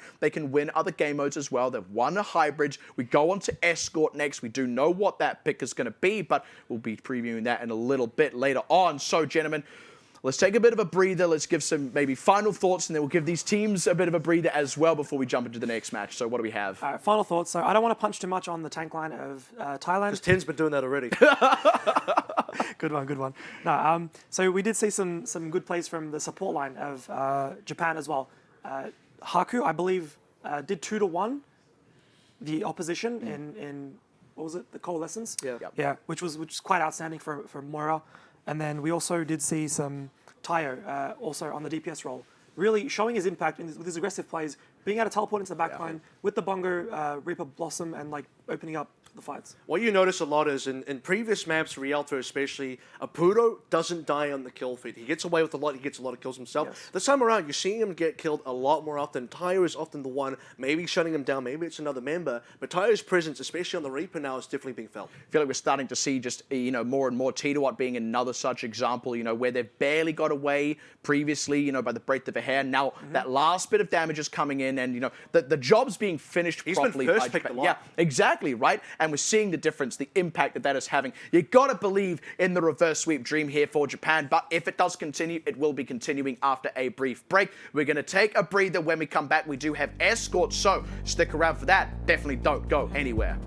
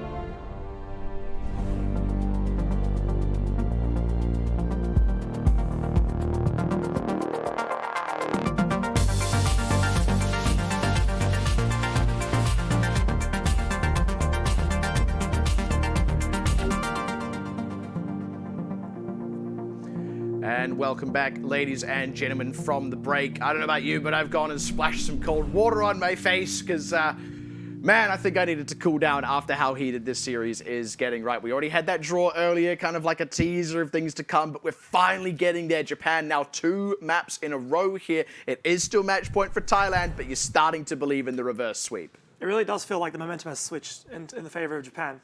Yeah, and it is from that one minor slop of Tayo. Tayo playing more aggressively than Hashimi, really making a difference. And on map 7 as well, we go back to Escort. I wonder if this is going to be, hopefully maybe a different story for Japan than Rialto was. Yeah. You can imagine if they keep the same members, and that's certainly the case. And look, gentlemen, we are getting closer and closer to that map A. I know we alluded to the possibility earlier, but right now, you have to look at the scoreline and you think, hey, can Japan really make this reverse sweep happen? Just kidding, unless... And it's what it starts to feel like. You're dead on the money there. So we go to Watch Point Gibraltar. Once again, it is Thailand's pick now. They have lost the last map, so they get to pick the map. I feel like the Rialto pick is a bit of a weird one now. It's a red herring in as much as it was Japan's pick, but it was maybe because they wanted to get more out of like the Farah Bastion, as we were talking about. That didn't end up working, so they just didn't get as much mileage as they might have. So even with Watch Point Gibraltar being Thailand's pick, I don't know that this is really a point of advantage necessarily for Thailand, more than it's just neutral territory, you know? Yeah, I believe that you're going to see Thailand try to throw another spanner in the works like they did on Busan, because they are pretty much convincingly losing the 1-to-1 right now in the Reaper matchup. And I think that there is still opportunity. Look, we go to a bit of a break now. Thailand gets to do a bit of a reset. They're still at match point. Yeah. They still control the match overall, being that if they win this one, they take the series, they take the grand final, they take the victory. Japan still have a final hurdle to climb. They haven't reached the summit just yet. They're nearing that peak, but they got to get Watch Point Gibraltar done. And look, when I went away in the break, splashed some water in my face and topped off my tea, I bet you that's what Thailand were doing during the break. They would have been talking about what went wrong in the last 2 maps and how to just kind of get the ship back on course, get it back safe into harbor, finish off the final. They're at match point. You don't want to dash your ship on the rocks this close to port. So with that, we're going to go ahead and get stuck in onto Watch Point Gibraltar. Once again, thank you very much, Huss. We'll see you on the far side of this where, hey, maybe once again we will have crowned a winner, or maybe we will be all tied up, pun absolutely intended.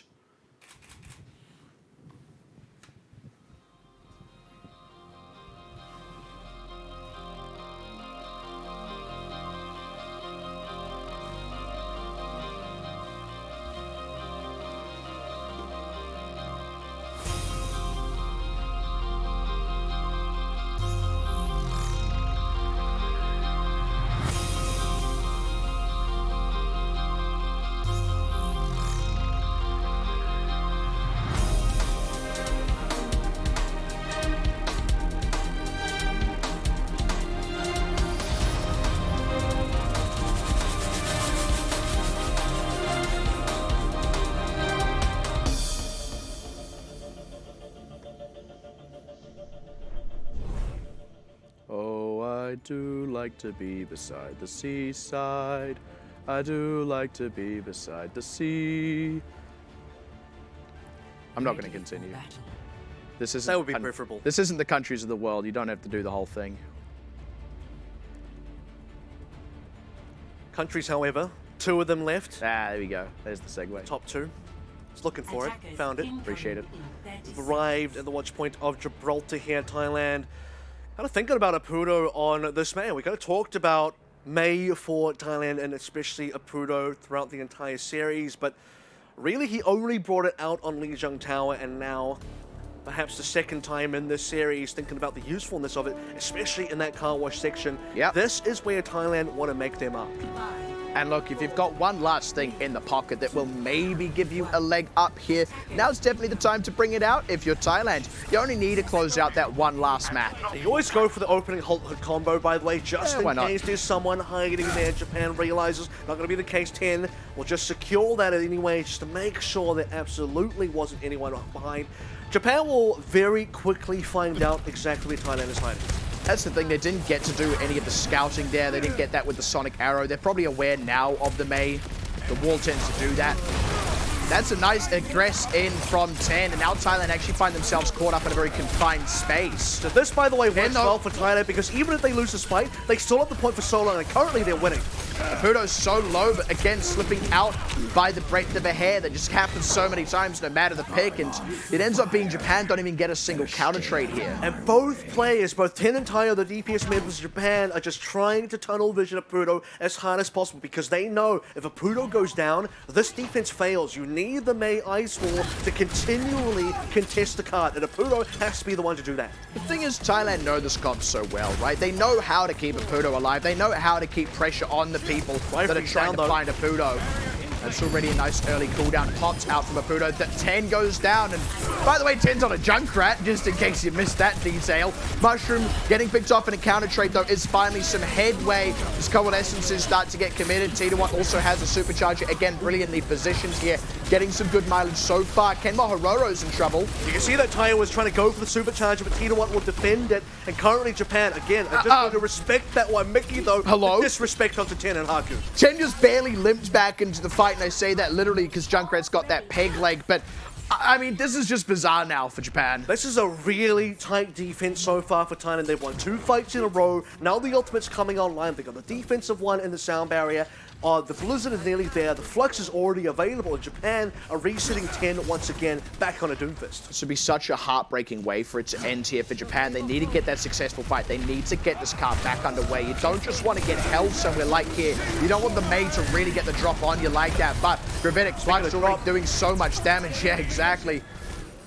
And there's still got plenty more things to drop, right? It's going to be the team backing out now. Japan only lost 1 member. They had a couple more that were just too low. Zerafi was at about 80% when the flux happened from Mickey, so couldn't quite save his team. Now we're sitting at 130, and Japan have barely made any headway. They've lost so much time on this push. I mean, they're coming up on ultimates, right? But it's not like Thailand have had to use a lot of their own. They've still got most of the high-impact tools, but nice Death Blossom right into the room. Sound barrier to answer. Now Death Blossom out on the other side of that. Oh, this is absolutely disastrous still for Japan. No matter how much they throw at the wall, nothing's sticking. There's still the insurance policy of the Blizzard. If everything goes south, if everything goes poorly, a Pudo can still use that. As long as a Pudo lives, things are going to go good for Thailand. Now we're reaching under 1 minute, and Japan are at risk of being full health. I mean, they're at massive risk, right? They're at risk of becoming endangered. 10 finds the Pudo. That's a cancel as well. That could not have been more impactful from 10, and finally Japan have found their opportunity. This is what they've been waiting for. It took them absurdly long, but at least they're underway. At least they're still in for a shot. How does the saying go again? Hurt the thumb, like break the thumb and the whole hand hurts. That's something the one. like that, because right now Pudo was that thumb. He was under the thumb of 10. Deny the Blizzard away as well, and suddenly Japan are underway. They're just rolling through. Ooh, nearly didn't get that contest in, but they do, and T1 immediately puts the supercharger down. For one of the first times ever, though, it gets taken out straight away, and then T1 soon follows after. That's going to be Thailand getting very resoundingly dismantled. Mickey even committing a late Gravitic Flux. Look, you'll give them the credit for it. They wanted to see if they could pull a fight out of thin air to stop the map right there, but it's a lot of value for Japan. This is the most important push now for Japan, maybe across this entire attacking phase, because Thailand have just reset their composition. That means no ultimates. The closest one is Tay on 70, but 4 members are basically starting from scratch. Japan, if they can get this in one attempt, get B in one attempt, they'll have made up for all the lost time on A. And look, they'll probably have a coalescence as well, assuming things all go handy-dandy, but Japan are going to be coming in with a Death Blossom. They're going to be able to charge up a good chunk more ultimates, and Zerafi leads Tay in ult charge anyway. Japan cannot afford to be held up here. This is the biggest advantage they have. 10 does trade that one back, though. It's not disastrous just yet. They need to keep Tayo alive, though. That Death Blossom needs to connect in some capacity. 10 goes down. The sound barrier. They're going. Too late, but they've got to go in for it. They know they do. The Death Blossom's there. Gets Mushroom looking to drill down T1. But sound barrier and Coalescence is making it hard to finish the members off. Tayo just trying to duck and weave in and out of cover. Keep line of sight on. He's got a health pack to help in this 1v1. He's still got to regroup with his team. Japan are stalled for the time being. But the reset has kind of happened. It's a soft reset with both teams back off just for a slight moment. Japan now have still got ultimates available. The Coalescence is indeed. And a great Meteor Strike directly onto Mickey. Score 10 on the bullseye or whatever it is you get. I don't know. I don't play darts. But Japan making that progress once again. If they can keep the momentum, finish this fight, they can easily turn this into a cap 10, for goodness sake. Where has this been? Well, actually, I know where it's been. It's been peppered all across the series. 10 is a masterclass. And this has been technically a one attempt, but it was a slow one attempt, so there is still not a lot of time to work with. That is a late stack kill on the mushroom. Fantastic for now, gaining space onto C. That is exactly what needs to happen. Japan still have a long way to go. Thailand will have all 6 members now available, and the ults will be there too. This is so critical for Japan as well. This is getting a lot of work done with very little time. This is in fact what Thailand were able to do somewhat on Rialto, and I'll say Japan were as well. You know, they got held up at various points, but when they finally got momentum, they preserved it for such a long time. Now Gravitic Flux out on the defense. This is a good opportunity for Thailand, but Japan now starting to answer back with the huge rock. They'll still find Mickey, but Apuno, the 4K, again with the supercharger from Tinawa. I'm pretty sure, actually, we had Kimahoro had his ultimate there cancelled out. He didn't get the flux off, if I'm not mistaken. Not quite. And Tayo, was Apuno rather, just sneaking in there. This is the Apuno that we saw a couple of maps ago. The Apuno that was there on Rialto has now arrived on Gibraltar. He got all 6 forward the Death Blossom 2 immediately after that. But look, behind every great Reaper is an excellent Orisa supercharger. That's the real story of this defense. Pulse there as well. Exactly. It's going to need to be there again. Thailand now holding pretty strong. 109 remaining. Japan looking for something. Couple of ultimates nearly online, but they are backing out. And I said they'd preserved momentum in the past. This time started to get stopped up just a touch. That's a nice coalescence and a good commit. The sound barrier is there to help them out in the defense. 10 looking for some kind of pick. Doesn't want to go in too deep for it. Just going to back up for now, maybe. Looking for Apuno on the opposite side, challenging for the 1v1. Apuno happy to take that one, actually forces 10 away. Has to be careful as well. Apuno has a flank now as the cart starts to move just a tiny fraction of a hair. Japan need to get it around this corner, and they should have the ultimates to do it. Tayo going to get more value though. Apuno looked for the flank, but Tayo hit the go button right on that mark, and now Japan get that bit extra progress, might even still complete the cap. And when Japan hit that go button, they go from 0 to 100 here, and 100 would look like a full cap through Watchpoint Gibraltar. Thailand, 1 full wave of respawns, but stuck in spawn for now. Tinawa going to break through. Mushroom's going to come on out on a Tracer as well, just to try throw a spanner in the works. Apuno gets found out by 10. Impactful pick. Nice timing on the sound barrier as well. Coalescence Japanese has run out. They found Mickey. This has got to be a cap. Already coming up on a Coalescence. If they even need it at this rate, once again, good value out of a supercharger from Samurai D. It may get taken down, but the damage has long since been done, and Japan complete a cap. And we got to talk about the recovery once again, because I think there is a world where Thailand get the completed hold onto A. The Apuno May strategy successful, got 3 minutes plus off the cap of the timer there. So in a way, yeah, it absolutely was successful. But you got to believe that there was the potential for that hold. The fact that Japan circumvented that, found Apuno, threaded the needle, took that player down, took down the Blizzard as well, capped through B and C. You felt good about B and C because B, suddenly they went in with huge momentum, no ultimates just about on the side of Thailand, and Japan had so much going for them. C was a bit of a slowdown, but Japan got there in the end. This defense is where you got to once again really start to believe in Japan. Look, it's been tough, it's been tumultuous, and look, it might still not happen. If this push comes through for Thailand, if it's too good a push, or even if it's even and their time bank plays out better, could just still be over. But Japan, their defenses have traditionally been the stronger parts of their gameplay. And now even their offense has really caught up as well. 7 maps deep into this grand final, Japan is feeling like they are setting the pace of the game. They are dictating how the game is going to be played. And now when you start to flip the script and you look on the other side of the coin, Thailand attacking into a Japanese defense where they're required to go all the way to the end, finish the entire map. Previously, I would have said, yeah, that's doable by Thailand, but currently, I'm just not sure that Thailand can actually finish the map as it currently stands. Again, you got to believe it. And if Japan can hold off Thailand somewhere, then we're all even Stevens. We would go to that final map for map 8. Very aggressive. Immortality Field is nicely timed here. Mushroom's still going to get picks off though. Tayo under heat, but it's Tinawa who takes the pain.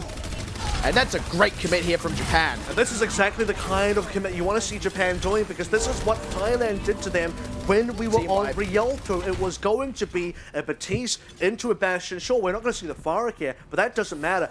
When you see the Bastion on the field, Japan's got to go aggressive. That defending team has got to go right in. Thailand has to make a swap here, so this is an opportunity again for Japan. If they can steer clear through this fight, then they'll have ultimate advantage big time. Thailand had that window, though, before those ultimates are available. If they can pick up kills in that window, then they're really in the money. This is where the card has already been stopped up. 1 minute nearly gone here. So Japan successful at least in the size of objective time, but they need kills, and Tayo is a little low. Tayo, whew, slips out there. It's going to stay alive. Now Japan just pull back to second position. They have that coalescence. They've led in ult charge for that one. That will get committed now. This is now going to be a big coalescence. Haku looking for members, looking for damage. Thailand just going to have to back out this one. On the wrong side of that one was Mickey, as the rest of Thailand were backing out. Big Great halt. Can they get more out of it? Mushrooms had to pull back into the thick of the fight, and without the element of surprise, unfortunately, they find a Pudo. Tayo gets another one. That'll complete the charge on the Death Blossom for himself, and now they've pulled another near minute off the clock here. Tayo's going to need to make sure he gets back for the...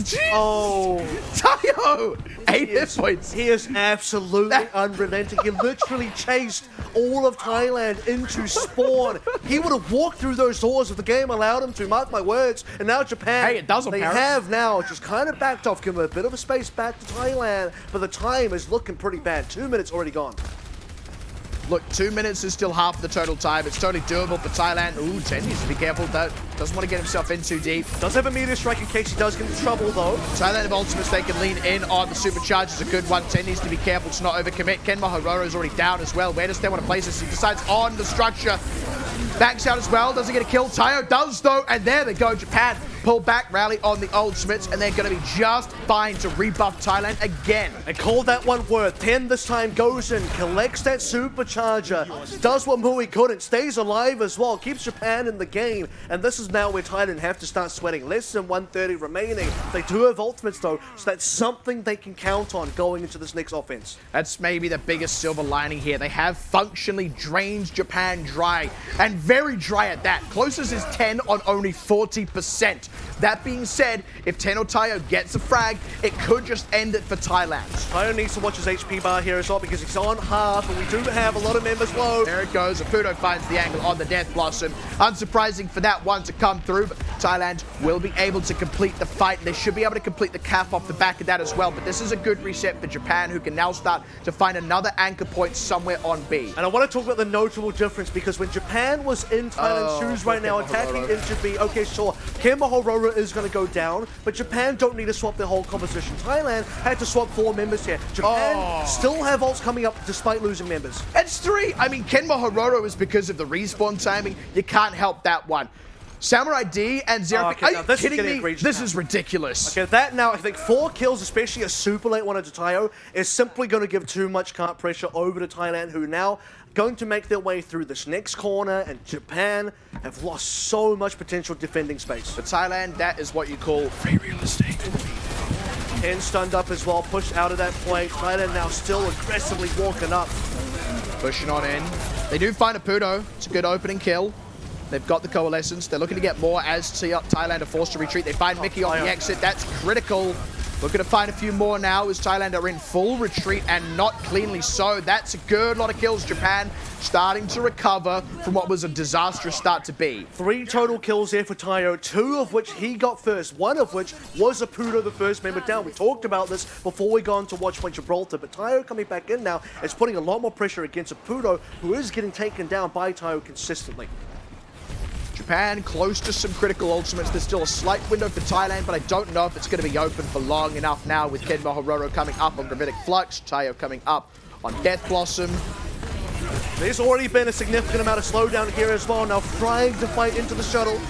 I don't like this. This is Japan just taking like sitting in front of a very linear combination from Thailand. It's no surprise that Thailand got that with the coalescence and the supercharger, and I wonder why Japan didn't just duck for cover and wait it out, or better yet, retreat to the cart itself. I feel like they didn't need to take that fight in that position. And what we've seen previously for Japan is they show a lot more strength in those sort of situations where they see, okay, a very aggressive push coming through. We're probably in a really bad space here. We're going to back out, respect the ultimates coming in. This time, though, they decided to commit a couple of early these spawns there are going to cost a few members' lives. They have to reset now as well, giving Thailand the space to walk up onto the high ground and control the C point. Japan also didn't have the defensive ultimates for that previous fight, but I suppose the silver lining is they're coming up on them now. Gravitic Flux there early from Mickey. If they can find Xerapi, that'll be big. Oh, gets the sound barrier as he lands. Unfortunately, 10 is there, though, down already. Titawatt is traded out for trouble.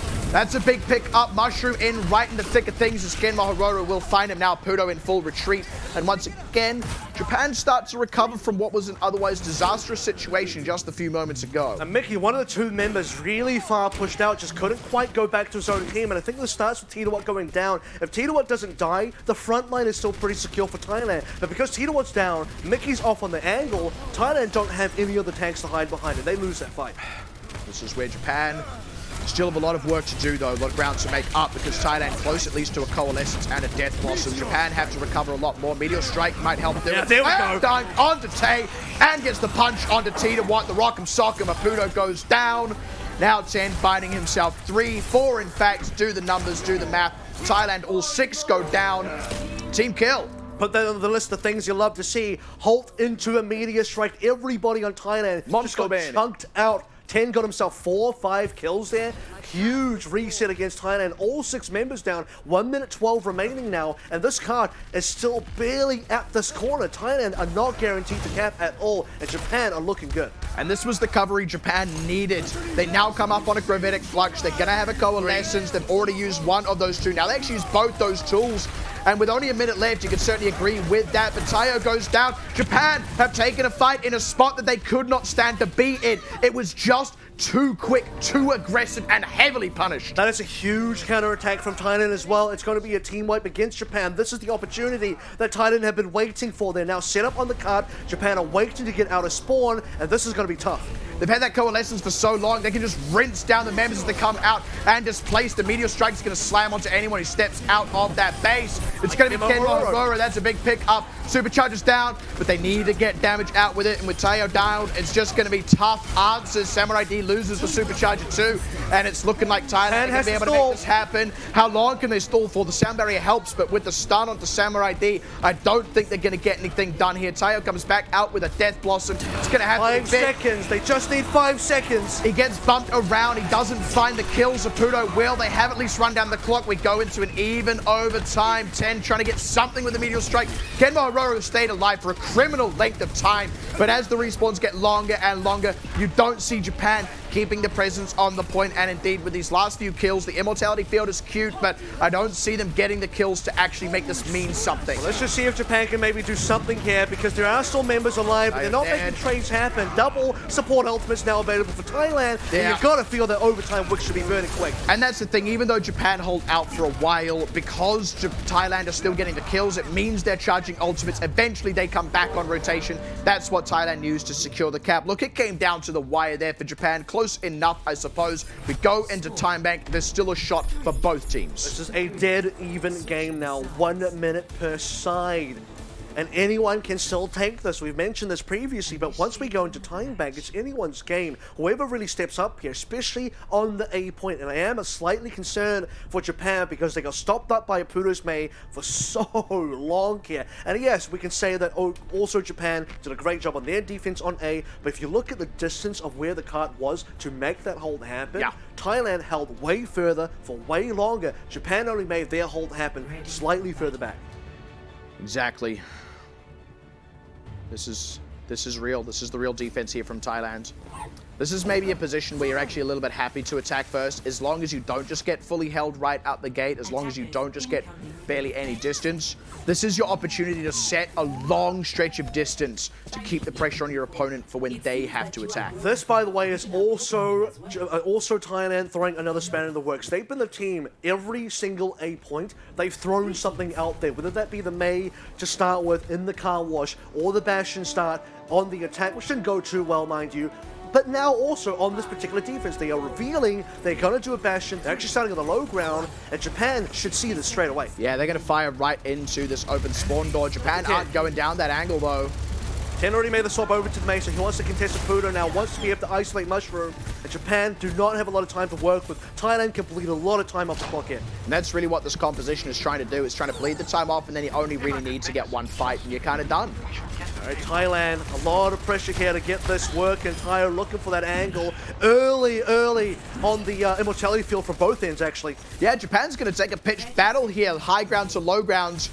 But this is a slow way to do 25 this. seconds. Might not work. Times are ticking here, Japan. They're the ones that got to make the move happen. Thailand are happy to sit still.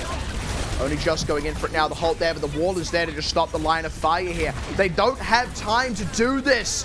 Tay loses the immortality 10 field. seconds. Sen's finally got a firing line. Can they get anything done? They get him down onto the low ground. Want to maybe try and get him on the cart, or at least have a good angle on it as Halt's they good. to get the cart moving. Big anti-heal as well onto 3. They're going to get Mickey off the back of this if they're not careful. Thailand's so low, barely alive though. 10 has got the weirdest firing line ever. They need to get the immortality field down. Xeraphis has been removed. They've yet to find Taze, and now he's got the amplification matrix. 10 goes down with that, and they got so close, but Thailand, they're holding on to this one. Japan did not secure the kills, and now the ultimates come up for Thailand. The kills are there. They're looking to get this close respawns though. Maybe Japan can still do it, but where are the kills out from Tayo? 10 just did not have the firing line here. This is going to be the hold. Thailand have set the benchmark. They have drawn the line in the sand. And my goodness, is it close to the attacker spawn. This is going to have to be a monumental hold from Japan. And they are going to need to address what happened there. And they do not have a lot of time to think about it. Biotic grenade landed on Mickey, on Tidawat, on Tay. All of them got within an inch of their lives. How do you fail to follow up on that? It is such a heartbreaker for Japan. It's certainly not over yet, but it feels like it might as well be. On top of that, though, they actually did manage to get Mushroom down, who is a core member. That's the Bastion gone. However, 10 never really got himself into a good position to rotate against Thailand to get a better angle. He just couldn't find the damage. So if you're Thailand, you know where the Bash is firing from. You can just keep ducking behind cover, and 10 just cannot find the kills. So for Japan, they couldn't push forward. They couldn't clean the rest of the members up. They didn't have the damage because their damage was looking the wrong way. Now Japan just kind of has to lean on the same strategy as what Thailand did on the defense. It's the only way you are ever going to prevent that amount of cart movement. And it is such a small amount of cart movement. And it's under the phrase of anything you can do, we can do better, that Japan needs to lean on now to try and find this victory. As they cross over to the other side, it should be now more than obvious that Thailand know what's going on here. You can see the changes going through. Tito and Mickey, Zarya and Ryan. It's the tried and true. The big flank coming around the side. I don't know if Japan sees this. Oh, if they catch them by surprise, one good fire strike on 10 will do it. No, Japan makes the rotation around the correct angle here. The wall. There it is. Now they move on to the cart. This is the rotation for Thailand. And this is now where Japan has to be so careful. Tayo needs to put down a monstrous wall, or this is going to be really tough. Where's that damage? Apudo is low. 10 successfully repositions. That's a really important one. Apudo goes down. That's big. Nice immortality field. Charges in. 10 staying alive. Jiminy Christmas. Now Mickey's down. Only 25 seconds. 10 gets back on the ground. Drills down Tay. Finds Tidawat. He's got Mushroom on the ropes. Patty's going to go down here as well. Mushroom desperately looking for it. Finds it. Respawns are available now for Thailand. 10 cannot come back on a Bastion. He has to come back on a Tracer or something else. He's got to go fast. Japan had to wait for respawns, and Thailand are walking in. If Tayo can get a Blizzard, if Haku can get his Coalescence, Panny's already has his. They could well do the Miracle of Miracles. They get pressure on the point. Mickey gets boots on the ground. Tayo's already down. No Blizzard available. The double Coalescence, the beam battle. Remember, 10 is still not in this fight. Samurai D loses the Supercharger as the Gravitic Flux comes out from Ken Mahororo, who is going to get drilled down. They haven't got the kills. How is he still alive? But he's not getting anything done, and I think that's going to be it. Thailand have barely scraped it across the line. Man, Japan making everybody sweat buckets, but Thailand, they have secured it, having been a match point for so long. Get your chicken tickets ready. Get those airports lined up, because Thailand, you're going to Anaheim. You're going to BlizzCon. Absolutely fantastic. And when you see a hold like that for Thailand, even though Japan nearly pulled it out, when Thailand pulled off that hold, you've got to say that's a team that deserves the prize here. That's the team that deserves their shot at qualifying for the World Cup. Once again, extremely well executed by Thailand. A little wraparound they did with the Rhino-Rissa almost got them off guard. It was a bit of a poor Maywall from Apudo, but I mean, that staggered contest when they had a pick from someone coming back from Japan really that pick on Tayo, I don't know, it just like blew up and they ended up trading really well. Huge coalescence Insane. from Pannings going on there That's as well. the one, And you yeah. just the real meta thing, the real macro thing you have to compliment here is it's been consistently Thailand, not even just in this grand final, but overall over the course of the tournament, that have been the most willing to play off meta. Yes. Not only willing though, because that's one thing to be willing, and you can fail a lot doing that. And Thailand, even on that offense, did fail with the Bastion, but then being able to execute, putting Japan in such an awkward position. If this was Meta, Orisa, Sigma, Doomfist, whatever, into each other as a mirror on that final time back, I think Japan got a real good shot. But because we had a Bastion versus Bastion thing, I don't think Japan really had the maximum potential, were playing to the maximum potential of what they could be because they were forced into an awkward position. And even then, look, they nearly pulled it off. You've got to give them props there. They started dragging it back with those 2-map wins in a row. I feel like Gibraltar was almost, defeat clutch from the jaws of victory there for Japan. There were so many opportunities where you felt they could have pulled it off, but then we reflect back on the series and, we said the same of Temple of Anubis. We said the same of Eichenwalde, and you start to look at it on balance and you go, well, and there were some they did win, but really the most important ones, Thailand just performed that little bit more often. Yep. And again, we did reference the OT curse during that cast, I recall. Yeah, that cap that when Japan pushed into that little high ground arch around the corner with the Sigma ultimate, that was a fight that Thailand had no business winning because the beat was cancelled, and they had a Sigma ulti going off, but somehow they pulled it off without using any ultimates of their own. Like, it was really confusing, but they managed to pull it off in OT and get that cap. Throughout this map we've seen a bunch of crazy stuff. We saw the bunker hold underneath the car wash from Thailand, which caught Japan really off guard. They didn't know what to answer with. We saw 10 swap onto the Junkrat, which I don't agree with. I think if anyone was going to swap to the Junkrat, it should have been Tayo. Yeah, 10 on the Doomfist is way too impactful. And then we saw them snowball through the second point. They had a really nice disengage and re-engage with 10 coming back with the Doomfist ultimate. And then we saw a soft reset from Thailand with a Bongo Blossom, which we've seen plenty of throughout the series, which then Japan answered with their own, but it was just a pool Blossom, allowing them to cap out the point. And then the defense for Thailand... Sorry, the offense for Thailand, really getting spawn held by the Doomfist Bastion, the Doomfist Reaper composition. Yeah. A small mishap where 10 goes in a bit too deep, gets caught out, forces them back, gives up a lot of space, allows them to really push through the car wash section of that first point. And it's insane. Like 10, literally the carry of this game. Yeah. Super surprised that they couldn't pull the W off. Yeah, I was just really impressed at how close it was overall, especially on Gibraltar, where we went to a time bank, 1 minute apiece on both sides. I don't know if you can come closer than that. Both teams capped in overtime, and it was really interesting as well because you see Japan in the final stages of that C defense. They got this big team wipe, all 6 members down. Thailand come back and then do exactly the same thing, and that was a critical fight for me because Thailand doing that is what allows them to cap. But Thailand only gets 3 members down. Maybe they lose a couple on their own. There's a bit of a cleaner reset for Japan where they can still hold position. That may not actually be a completed cap for Thailand because Japan can still come back on the point. But the fact that they've been fully reset, Japan are fighting through their own spawn choke. That's very difficult. That's where Japan probably don't hold C. And it feels like there were, a few fumbles on the offense for Japan. We sort of highlight the May at the start. That burned 3+ minutes off the clock, far more than it realistically should have. And then a few fumbles on the defense as well, predominantly on B and then again on C.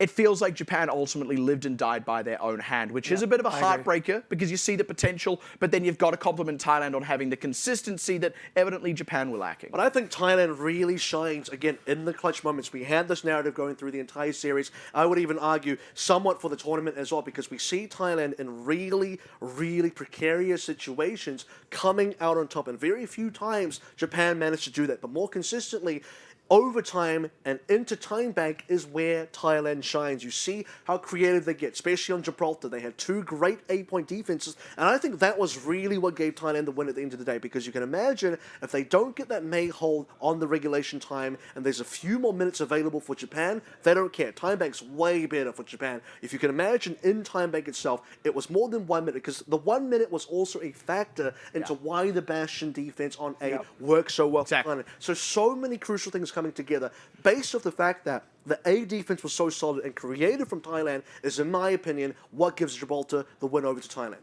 And when you compound that with the other wins they were able to get, like, you know, they're not deserving because they won on Gibraltar. They're deserving because they also won on Lijiang Tower, Eichenwalde, and Rialto. Now, look, you'll say Japan made them work for it, indeed, harder than anyone else made Thailand work for anything in this tournament. It was 3-0s, sunny skies and breezy days here for Thailand up until this particular series where Japan really pulled out all the stops, but ultimately it is Thailand victorious, winning that grand prize of the funded flights and accommodation to Anaheim, California for their shot to qualify for the World Cup. Let's go ahead and recap the tournament at large, see how we got here, because we began with 8 teams from all across Asia Pacific. Unfortunately, on day 1, Chinese Taipei did have to forfeit. Aside from that, a lot of 3-0s, a lot of 3-1s. We saw a lot of favorites advance forward expectedly, and I feel like this final couldn't have been any 2 other teams. Certainly not with this kind of lineup here. I think there's a reasonable argument early on for Hong Kong and Singapore, but look, Thailand dispatched of Hong Kong fairly confidently. Hong Kong also edged out Singapore, so yeah, at the end of the day, based on how close Japan took Thailand in the series, you gotta say these were the best 2 teams. And speaking of best things, let's go ahead and take a look at our best player. We have our MVP of the day and the tournament at large. Of course, it is Thailand, the main tank player for Team Thailand, and I do not think it could have been anyone else. Huss, talk us through why it's Thailand today. Thailand had a lot of exceptional bongos, and in the tank matchup that I was referencing throughout the series, they were pretty much even on the front, except for the bongos. Thailand found these great placements for bongos, which meant, superchargers when they stayed alive more often than Samurai Ds, and almost every fight where a bongo stayed alive for more than 3-4 seconds was a win for that team. And we always say, you know, behind every great Death Blossom is an even better supercharger. Yes. All the impressive plays that Apudo makes just don't happen without a player like Thailand at your back. And I think he's been one of the consistent factors where you have guys like Mushroom who have some very high moments, but unfortunately, some of the other moments have been quite low. 10, on the other hand, on the Doomfist, has been much more consistent. Apudo has been overall more consistent on their side from the DPS perspective. However, once Tayo started to come back in towards the latter half of that grand final, Apudo started dropping off as well. The one member who did not ever drop off in my mind throughout all 7 maps is only Thailand. Now, this is a fantastic team, I think, to have won here. You know, obviously you look at it upon reflection and go, they're clearly the most deserving, but we also talk about it for Thailand in the context of previous years of the World Cup where, you know, maybe they've been able to make it into qualifiers. They actually hosted a qualifier just last year and even then weren't quite able to qualify through to the BlizzCon stage. This feels like the strongest incarnation of a national squad ever. The talent speaks for itself, and in that year since last year, all those individual members have really leveled up. I think this should be a team that Thailand can really get excited about sending them to California. The most exciting aspect about Thailand is even last year in the Thailand group stage qualifiers, they were always neck and neck with the other teams, right? Except for the first day, I don't believe they had any stomps. Every match went to like 5 series. They were the team that went to the most 5 series maps, and they ran the most original compositions. So if we expect to see that again from them at the group stages in Anaheim, California, then it'll be an exceptional team to send. And to contrast what we saw from Thailand last year as well, I didn't believe they were the most comfortable in that particular meta. They took things very closely, but they were better teams at that particular group stage on that particular meta. However, after seeing the games here, after seeing Thailand's run through this tournament, they look very good, very comfortable playing Orisa, playing Sigma, playing this particular composition in this particular meta. But not only that, again, you have to bring up the creativity. They've been willing to bring out the other picks, and they've also been excelling on those other picks. And I think as a final note with regards to the roster as well, with the age lock coming in for Overwatch World Cup this year, you know, Thailand was one of the first teams that people pointed to and they go, well, what about Patapan? This guy is like, you almost can't talk about Thailand without talking about him, and obviously Apudo as well. But I think today and over this weekend, in fact, they've really showed that this team isn't the Patapan show. He's an exceptional player and a very deserving one of a lot of success. But this isn't a team that's totally lost without him. There is still an incredible amount of talent in this country. Yeah, and to speak to that as well, I think Thailand have so much more to show, so much more to give up and coming. But I also want to talk about Japan because I think they've got a lot more room to go as well. Come BlizzCon, if they're going to be there, and I hope they will be there, they're going to upset some teams. Yeah, I think you make a good point. You know, despite being sent home today, you still want to see Japan be able to make it to the US. You want to see them maybe even be able to qualify into BlizzCon. You want to see what that squad is truly capable of with that little bit of extra time to prepare. And hey, maybe there's a world where they end up getting the rematch against Thailand. Yep, as you mentioned, Japan, their own worst enemies in this series. If they can wrap up those small little issues they have and kind of get their confidence, confidence going, they'll be an unstoppable team. So with that, we say farewell to Japan for the time being, but maybe not forever, of course. This isn't all she wrote as far as the teams that were not able to win that grand prize. They are still more than welcome to get themselves to California to take their shot at qualifying for the Overwatch World Cup in the group stages. Thailand, though, has received full funding now, flights and accommodation. They will be getting themselves over there. They will be having a real shot at that BlizzCon spot. I'm excited to see what they're capable of. I think we're all excited to see after this weekend. And with that, we're going to wrap it up and put a bow on this weekend and send it off. So this has been the Southeast Asian Invitational from all of us here at the Foundry team. Thank you so much for tuning in. We'll see you next time we see you.